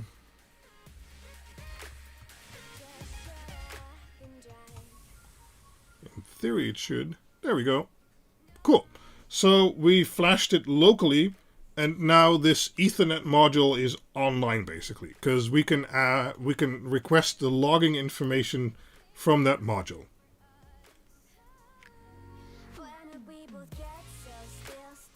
Yeah, I don't use a fixed IP. I like it using DHCP.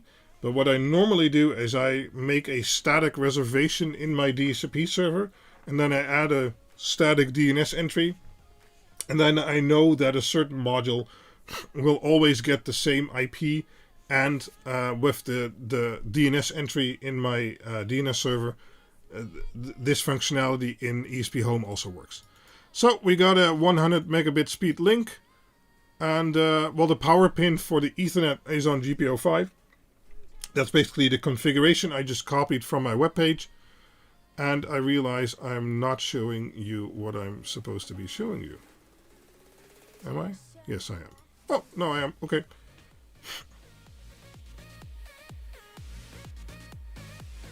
Okay, Frank had the same strategy in the past.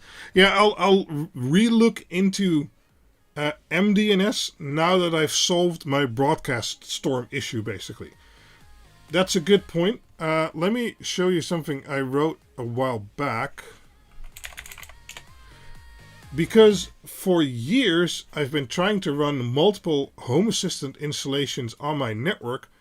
And well, for years, that hasn't worked because I kept running into issues. And basically, that was this. Whenever I had two Home Assistant installations, and I've talked about this with Frank before, they would for some reason start a broadcast or some kind of packet storm between each other. If they were in the same subnet, it generally worked. But if they were in different subnets, they would spam like there was no tomorrow, broadcasting everything over my whole network. In the end, I found out that on a bridge in a MikroTik router, there is a button called Unknown Multicast Flood. And, well, we want that turned off. But by default, it's turned on. And because you had two Home Assistant instances which both had MDNS, they would both start to spam the network, basically making any other traffic impossible, because the MikroTiks would start relaying it everywhere, and it kind of created some kind of feedback loop, basically. Taking this off, so in your bridge configuration, turning Unknown Multicast Flood off, fixed this perfectly, and now I don't have an issue with that anymore. So I might actually look into starting to use MDNS, but then I'm using about 6 subnets in my home, and I don't have an MDNS relay, and this Unknown Multicast Flood certainly isn't it. So I'm not in the same subnet as my Home Assistant server is. So, yeah, maybe my configuration is too difficult, maybe MDNS isn't extensive enough. Who's gonna say? Anyway, slight detour. We now have connection to this ESP module over Ethernet, so that's working fine. So now let's add the Ble Tracker, and I have to remember how I used to do that. Let me quickly view an old configuration. Alright, it's just adding this. Okay, so we're going to take our Ethernet test, we're going to edit it, and we're going to add this line, ESP32 Ble Tracker. Okay, let's save that, and we should be able to install that wirelessly, because the module is now online, because we flashed it using USB just a minute ago. Okay.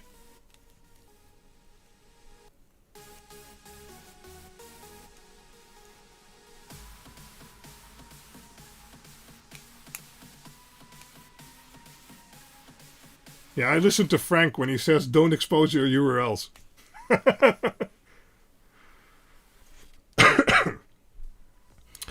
Let's see if this works.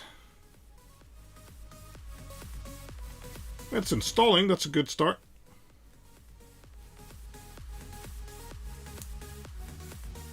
Interestingly enough, uploading the binary isn't faster over Ethernet than wireless.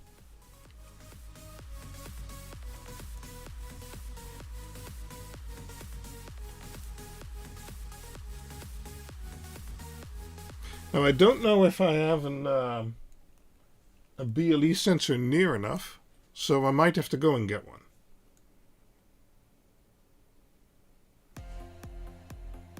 Uh-oh. Initial connection failed.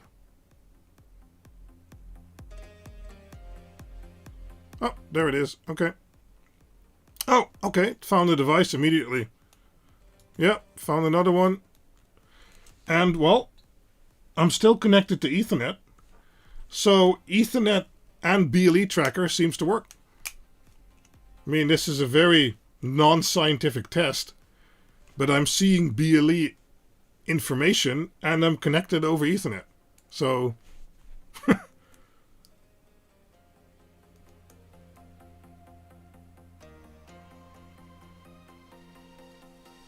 no, we're wireless, but yeah, that seems fine.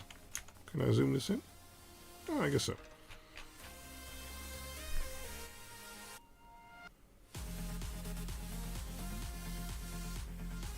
Cool, so I didn't know this either.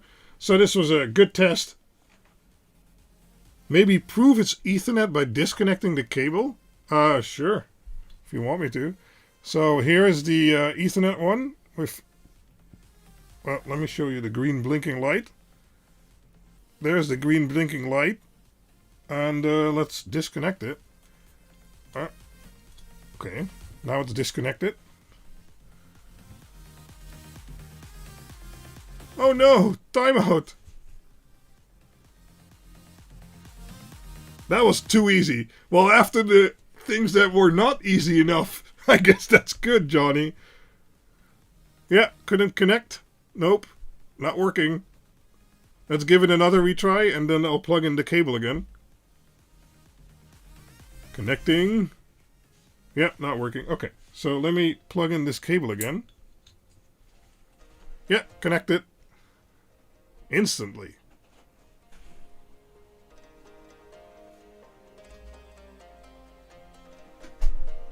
Cool, yeah, and it's seeing, and the girlfriend made a ghost appearance. It's seeing, Vivo Move HR. What the hell is that?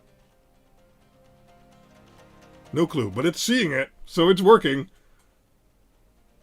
Yeah, so, okay, cool. You can do Ethernet and BLE. Nice.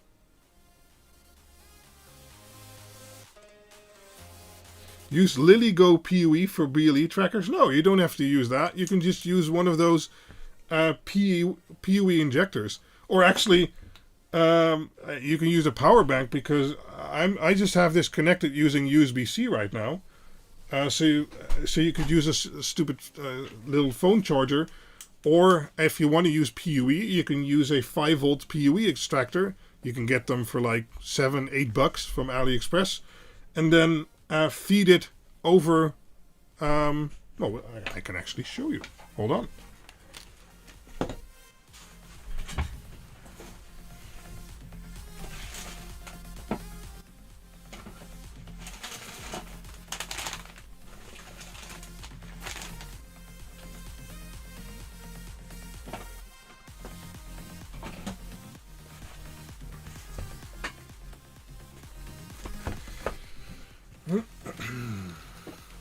Because this thing is actually already plugged into a PoE switch. So let me see what I'm doing. So let's say you wanted to run a sensor over PoE. And you get one of these QuinLED ESP32 ABEs. So that's the ESP32 board and the Ethernet top hat all included.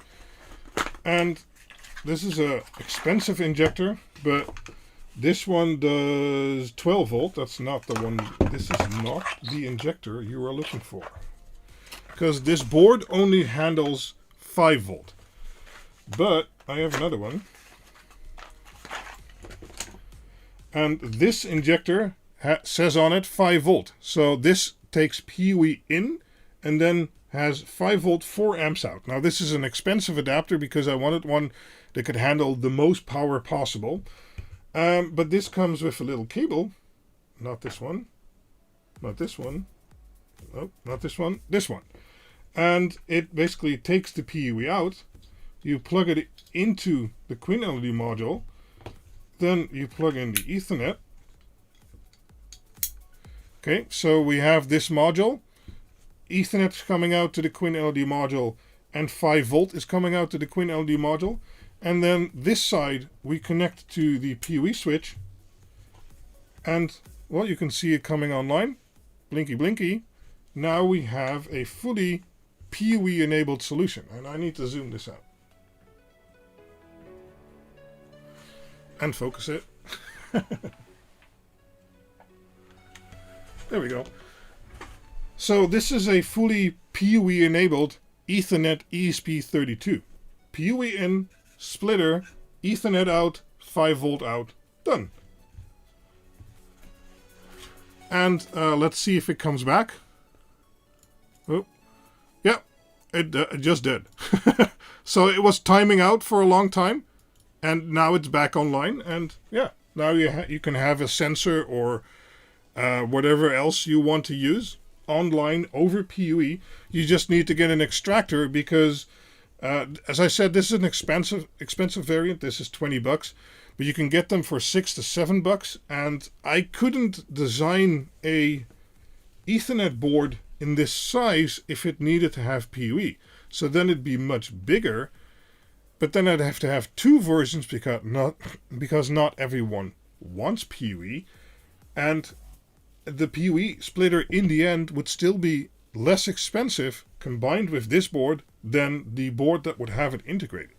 So it didn't make sense to me to build that. So yeah, hope that makes sense. Yeah, dim LEDs. I mean, you just need to be able to see them. That's it. I think they're even dimmer than the LEDs on the Ethernet socket.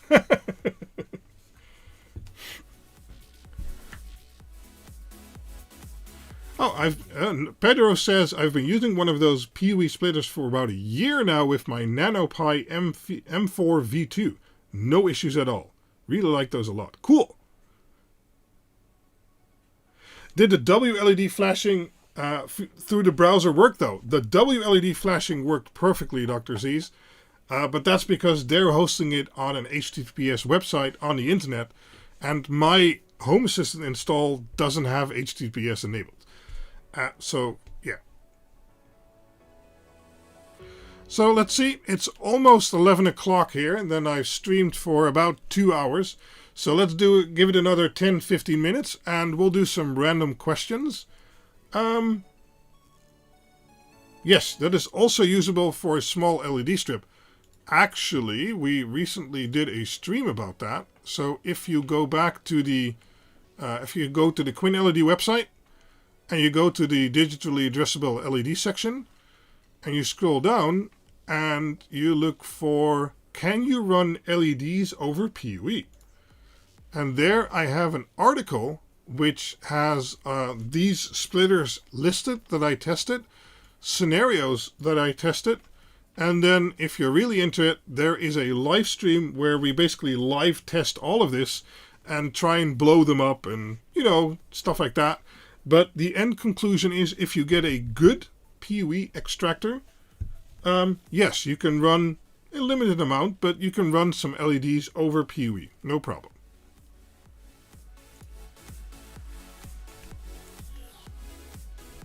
The main question at the end of every live stream, any teasers?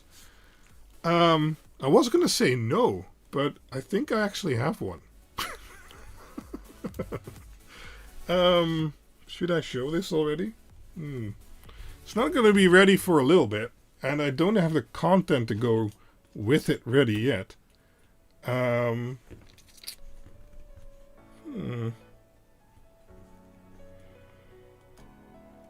me think. Should I show it? Should I show the project I've been working on for the past weeks, in part why I've been too busy to make actual videos? Well, let's have the audience decide. I already know what the audience is going to say.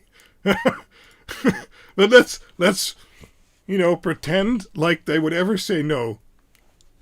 Teasers. Okay. These are a few new boards I've been working on, and they have a very specific purpose. Let me zoom them in for you guys. I think we need a bit more light. We can do that. There we go. More light. Okay. These are what I call my... I tried some new soldering here, so don't mind the flux. The QuinLED Data Booster. And basically, what those do is... on the new QuinLED modules, I changed some stuff around in regards to resistors. So each data output port has a resistor. As you can see here, these are 4 resistors because this is a Dig-Quad. And those on the new modules are 249R. And I tuned those with a scope and with hundreds of tests involved to the 249R value. As it turns out, if you use a different type of cable, and basically a cable where ground runs next to data for a long distance, the output of the data signal is affected basically because ground kind of, in layman's terms, nibbles on the energy of that data signal and it degrades over distance. So if you're using a 2-wire with data and ground or a 3-wire with data, ground and positive voltage on there, over distance the ground will nibble away at the data signal basically. And I'll do a video explaining all this in more detail and stuff like that. Hold on. But basically, Jesus, one moment. But basically, by changing that resistor, you can kind of counteract that effect. And, well, one way to do that is by manually resoldering those resistors with different resistors. And I'm talking specifically about 33R instead of 249R. Damn, my voice is cutting out.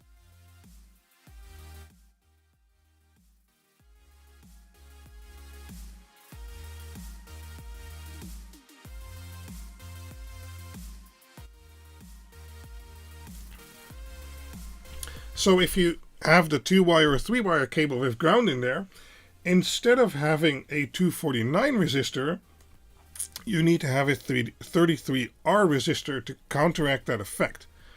And as I was starting to say, you can change those resistors if you know how to solder.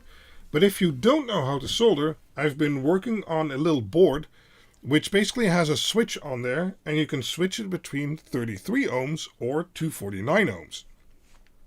So depending on what kind of cable you have behind it, you can kind of condition the data signal for the right kind of cable.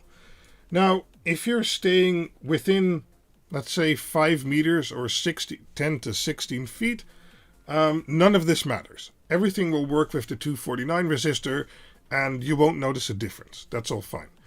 But if you want a 10 meter or 15 meter data cable, or 32 feet or 50 feet, this starts to matter. Now, these signals were never intended to be used for that kind of length, but by adjusting it a little bit, we can make them work for that length.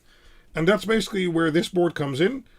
Power and data in, power and data out. And in the meantime, you can use this little selector to change it between the 33 or the 249, whatever is suited for your current cabling situation. Now, you've probably, if you've worked with pixels and other stuff like that, you've heard of F amps or null pixels or a U amp or something like that. And in part, that's basically the only thing they do. They have a 33 ohm resistor on the output, making it suitable for the 3-wire cable that is generally used for those kind of projects.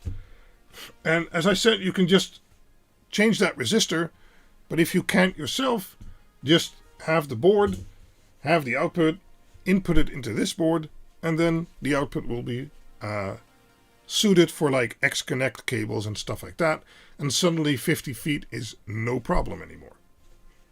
And that's basically it.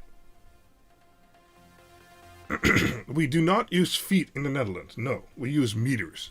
And I like meters a lot more, but a lot of people online do use feet. So, yeah.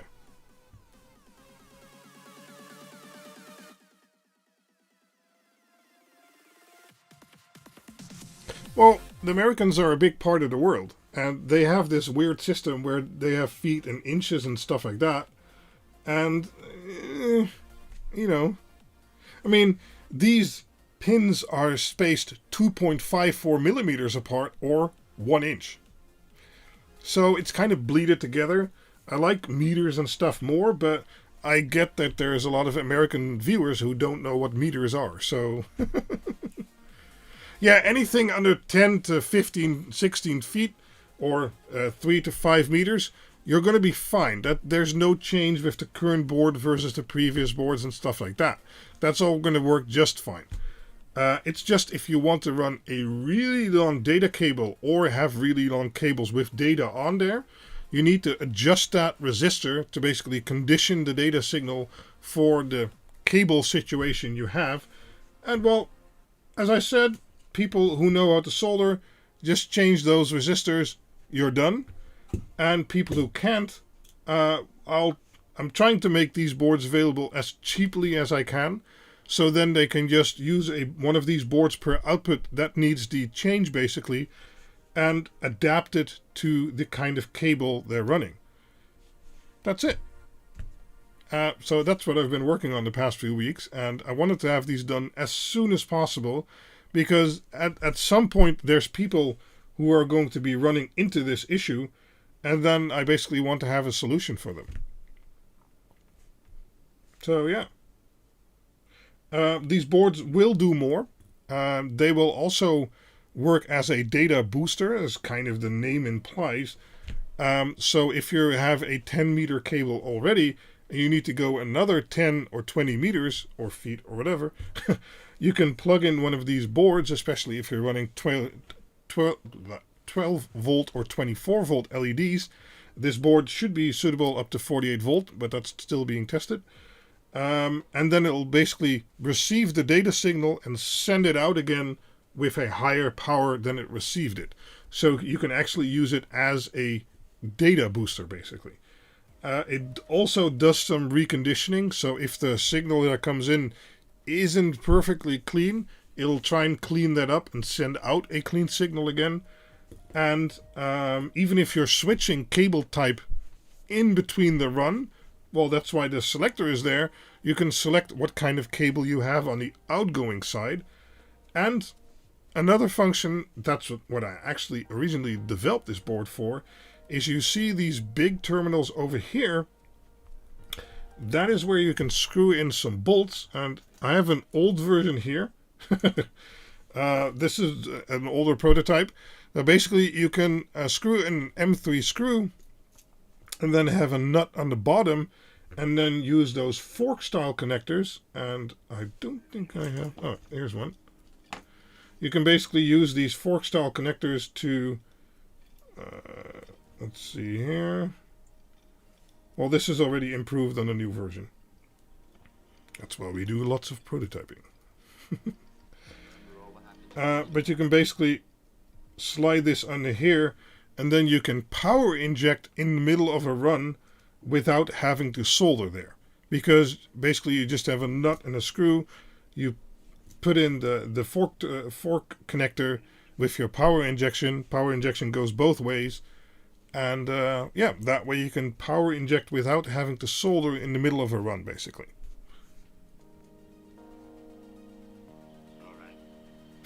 Sold!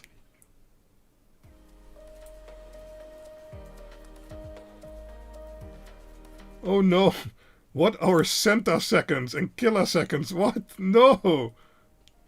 Easy power injection is bulk order. Well, that was the original purpose actually, because, well, I'm working on lots of stuff in behind the scenes, because I want to kind of make a sort of design for a 24 volt power distribution network, and then still using 5 volt LED strips basically, but that's going way beyond what I've already been doing and future content. So yeah, for now we're talking about this board, and you'll be able to use these spades to basically add power connection into them. Yeah, or spades, fork, whatever you want to call them, and just crimp on cable like that. So yeah. How about some room and pads for a large cap? What would that do? And I've tried to keep this board as small as possible, basically. That's why we're zoomed in. I mean, this is my thumb. This board is literally thumb size. I mean, yeah. So it's smaller than an ESP, I think. Yeah, okay, yeah. Well, yeah, it's kind of ESP size. So, because you might want to hide this away somewhere, so I don't want it to be too big. Yes, you can. You have VCC on the top here and ground on the bottom. So this is ground, and this is VCC. So if you tie in a cable with a screw in the nut, and then a spade, or sorry, fork terminal, fork crimp, whatever you want to call it, or you can actually solder wire to there. That's fine too. Yeah, you can power inject like that, or even I mean, you can even turn it like that. That's fine if you want to make it smaller. I guess you could even turn it like that. Yeah, okay, well that works. Sure. So you can make it as small as you need it. Yes, this is the Moxie version. Let me see if I have an older prototype. Oh yeah. I also have a... So this was the Mini. This basically does the same thing. It didn't have the switch, but it does have the same functionality basically. But I don't think I'm going to release those versions right now, at least. So yeah, there's the Mini version. Those are actually a lot smaller than the Moxie version. But then I added more functionality on the Moxie version, so... Yeah. But these were designed to be 1 centimeter in width. So if you have a normal LED strip, they will be the exact same size as an LED strip. But they don't perform the functions I wanted them to do. But then I discovered different functions that they actually do very well, and that's those cable things. So, yeah, sometimes you start a project and you end up with something else than you thought you would.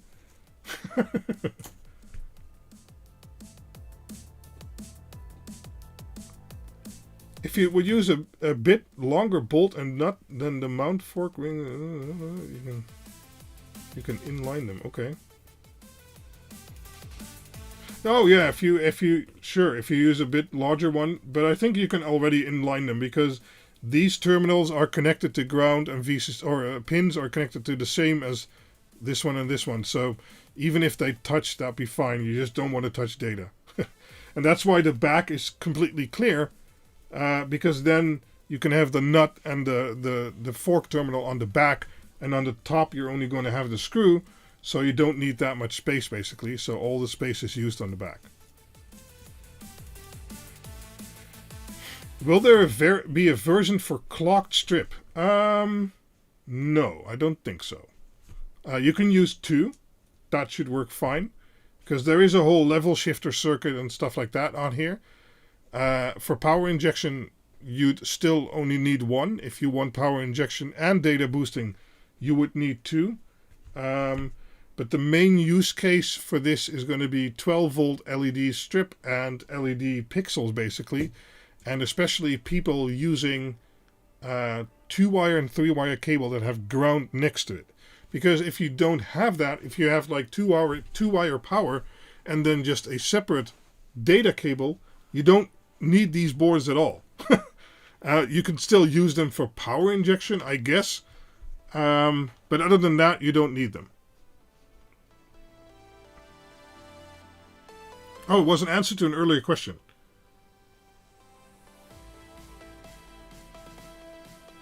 Yeah. Yeah, it would get even bigger. And I mean, I don't want to feature creep this board. It's already kind of feature creep because I designed it for a different purpose. And then it turned out that it was very good for another purpose. And I added this switch and stuff like that. And this is the first prototype with the switch, but I like how it turned out. So it's probably going to end up like this. And I've been doing my scope testing and other testing with it. And so far that's looking good. And yeah, basically people who are going to do longer data wire installations in the future are going to have a solution that didn't exist before by being able to adapt the data signal for the type of cable they end up using, basically. Because I see one side of the people using 2-wire power plus a single data wire, and then there's the other side of people who use 3-wire cable, so ground is always there. And well, this perfectly solves that without having to make a mess of the original board, basically. Feature creep until it's ATX size. Oh yeah. Oh, Dr. Z is heading out. Make sure to watch his live stream on Sunday, because he's probably going to be doing that ESPhome stuff. Oh, hey, our Ethernet, PUE Ethernet enabled board is still online, blinking away. So yeah, so the QuinLED ESP32 ABE should be out, I hope next week, maybe the week beyond that, we'll have to see. But very soon, and then we'll all be able to Ethernet connect all the WLEDs and the ESPhomes and stuff like that. And as you saw in my configuration here, making your, oh god, adding Ethernet in ESPhome with a QuinLED ESP32 ABE is just as simple as adding these lines. Done. You now have an Ethernet enabled ESP32 which can still do BLE. That's not bad. So yeah, even using Ethernet nowadays is very easy. Well, once the board is out, but yeah. Does it have a very dim LED? Yes. Yes, it does. Yeah, me uses 4-conductor cable plus wrapped shield. Okay, well, then you probably also have ground and data very close. So this solution, either changing the resistor on the output you're using that cable on, or using this tiny little board, could be a resistor for you being able to use longer data runs. Some, Sam. Yeah, well, in Dutch we say some. Yeah, we had a lot of celebrities here. We had Frank and we had Dr. Z's. So I think it was a good stream in the end. We just weren't able to do the ESPhome stuff, but we learned. So that's good. ESPhome for the win. Oh yeah, without ESPhome, my house literally wouldn't be lit and have any sensors or temperature and humidity and all kinds of crap. That my bathroom fan wouldn't turn on automatically when I take a shower. And I mean, ESPhome all the way for sure. Sam says I get called a lot of names. Okay. Oh, and we had Quindor. Ooh, yeah. I went out of focus there. Oh, and Johnny was here. Johnny is, if there is a stream that is tech related, I mean, Johnny's there. If it's Brian or it's BitLooney or it's Unexpected Maker or even people or Superhouse TV or even people I don't know, Johnny's there. I bet if I join the stream, Johnny's there. Always. Frank says celebrity. Yeah, we should. I got my my first I don't remember which arm it was. I got my first 5G upgrade in. So once I have the the 5G plus booster second shot, we should meet up sometime. That's cool.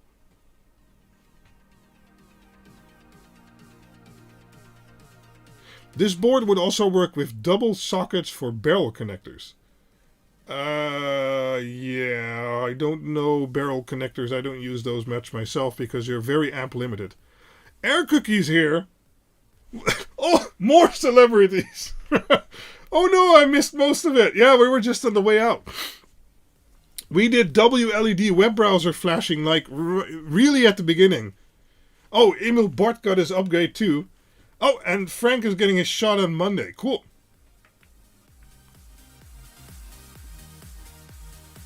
Oh, Patrick is already fully upgraded. Nice. Keep going. Well, what do we... Okay, I don't have anywhere to be because, we're all stuck at home. It depends on the barrel connector. It's either 3 or 5 amps. Yeah. Yeah, you missed the best part, Aircoookie. You missed me failing to do ESPhome the first time flashing using the web browser. Because, well, my Home Assistant install wasn't up to snuff. Second shot on Wednesday. Oh, nice. Mine is somewhere in July, I believe. Sure, you can. Yeah, absolutely. We did some nice ESPhome Ethernet stuff. I mean, I showed off the... Oh, yeah. I showed off the board. I already talked to Aircoookie about this. I showed off the board I'm working on with the little switch for the data resistor output to basically condition your data signal for the type of wire setup you're using. And that's starting to look better. And we did some PUE-enabled ESP32 Ethernet QuinLED board. Or just the ESP32, but sure. And, yeah.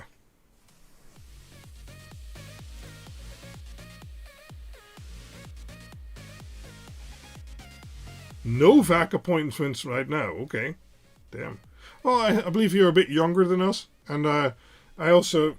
I'm diabetic and stuff like that. So I got a letter earlier.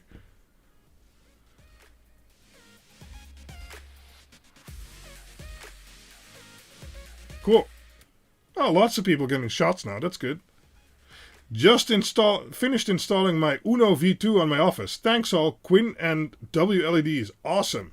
Nice, Sergio. Yeah, CamZone will be next year, but we're looking forward to it. But we're going to have the CamZone Winter Edition. That's a whole different topic. But yeah, back to LAN party videos. Hey, what about that? This really turns out to be a celebrity stream.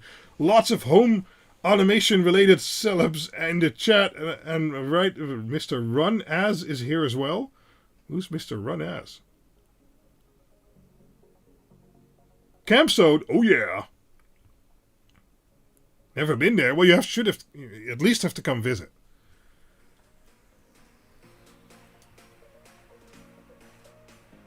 You are not wrong, Brandon. You cannot be prepared enough. Got mine on Wednesday. Looking forward on contacting people. Oh, you mean the shots? I thought the boards. It's like, what?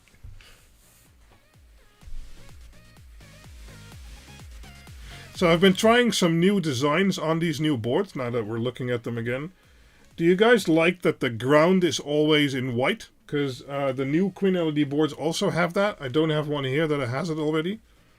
But I thought I'd clarify where ground was very easily by having it in white, basically. The production version, if we're going with this version, will have a slight change in that, making it even easier, but yeah. I'll come visit Camp 1. Camp 1. Yes. Cool.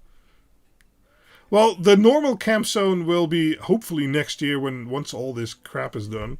But yeah. Oh, Emil Bart's going to Winter CamZone. Nice. Oh yeah, absolutely, Emil.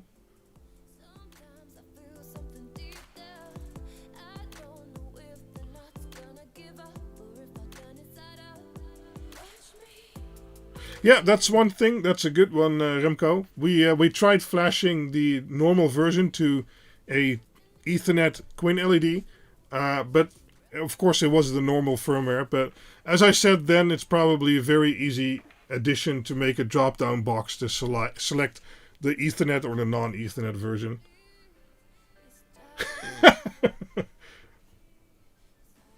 Nice! Nice, Aaron. Hope you like the board.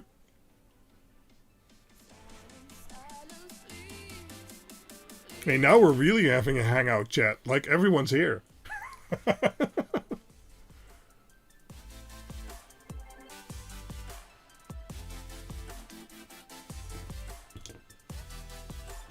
Let me turn off my hands. I'm just fiddling around now.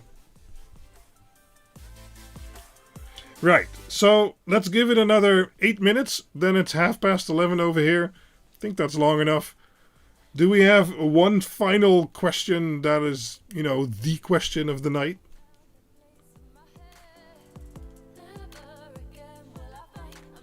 Oh, Remco uses WLED with Hyperion over Ethernet. I think that's an excellent choice because the Ethernet version really makes a big difference if you're doing any real-time pixel stuff over the network. Switching from wireless to Ethernet is just a world of difference. Let's make it a 3-hour stream. Well, we can if we find a really good subject. So why restart the chat? I don't know. For staircase, would I use the Dig-Quad? Sure. That has a lot of injection capabilities. You'll probably only need 1 or 2 data ports, but yeah. If you like color, or you can go with RGBW with SK6812, for instance, that can work. What is the true meaning of life? I keep looking at myself in OBS. Don't do that. I don't know. Having fun? Where's our beer? I heard there would be beer here, says Philip. I missed the ESPhome stuff. What was the big announcement? The big announcement is that if you have an HTTPS-enabled Home Assistant installation, you can now flash your ESPhome devices from the browser. But make sure to watch Dr. Z's on Sunday, because he'll probably succeed where I actually failed. So, there's that. I need some 12.5 meters runs of SK6812. Any thoughts? Sure, you can do that. You'd probably need at least 3 injections, I think. If you can solder, you can make them custom length and then inject front, middle, and end. But if you can't, that's going to be a little bit more difficult. But yeah, with 5-volt strip, you are going to need some injection. But ask around on the Discord server or check the wiring guides I have on QuinLED.info, and maybe that'll already teach you a little bit.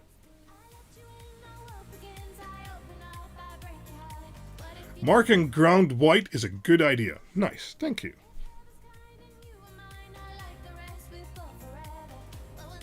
Ooh, are we getting WLED merch? Oh, that'd be cool. I'd buy an Akamai shirt.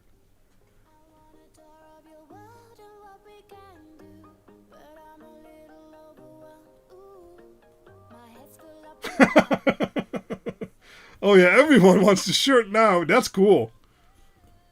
I'd buy a WLED shirt. I mean, have you ever seen me wearing anything else than black? But I'll wear a WLED shirt. I'll shill that shirt so hard. Ground should be black. Well, then I'd have to make the whole solder mask black. I mean, that's going to be an issue. And actually on LED strips, like with these connectors, ground is always white. So, Now I need to do it very soon, Aircoookie says. Yes, you do. How about QuinLED merch? Maybe. Let's first see if the channel ever hits 50,000 subscribers, and then I said to if it does hit 50,000, I said to myself I might look into merch. But yeah. Next Quindo video, how to SSL. I'll certainly look into it.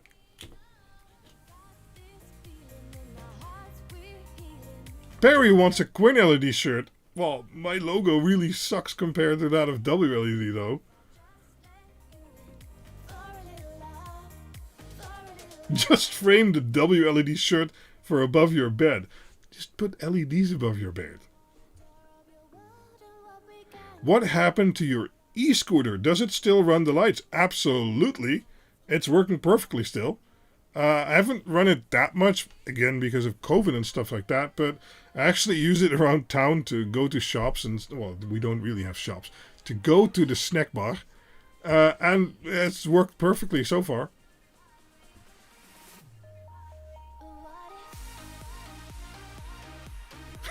Well, Johnny has a bigger channel than me, that's true. Or he has more subscribers. Only 3 likes? What? People don't like me?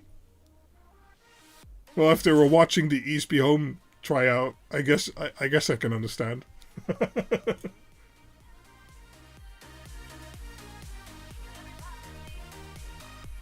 Yeah, just put some LEDs on there.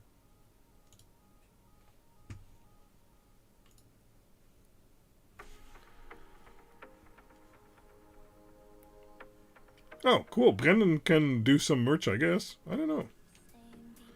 Right. So, summary. Flashing from your web browser is awesome. For the WLED, it already works. It's slower than flashing locally, but it's a lot easier to set up. Just make sure you have that COM port driver like we discussed. Currently no option for Ethernet flashing, but as Aircoookie said, that is probably going to be added soon.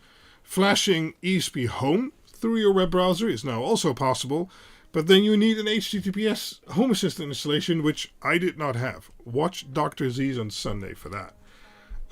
We did talk a little bit more about doing BLE sensors with Ethernet and using my QuinLED ESP32 ABE. That seems to work perfectly, so that is an option. And yeah, I Twilight Lord already told me he was working on that. As I said, it's probably the baud rate that's set too slow by default, but yeah, for the web flashers, but who knows? It can only improve from here. But yeah, this stream has to end at some point, so I'm choosing this moment. I want to thank you all for hanging out with me and stumbling along. We got some stuff done, and some other stuff didn't work, but oh hey, as I said then, probably some users out there are also going to run into the same problem, and well, in the chat, multiple fixes for that were discussed, so that's a good thing. I thank you all for watching, and I might do a little bit more preparation for the next live stream, or I won't. Who knows?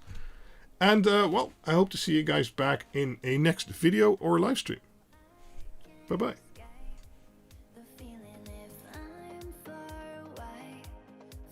For too long, 'cause there's something about our love that brings me peace of mind. Something special about the way our lives are intertwined. There's something about you that just leaves me mystified. Something pulling me to your heart, and I always want you by my side. Keep your body next to mine.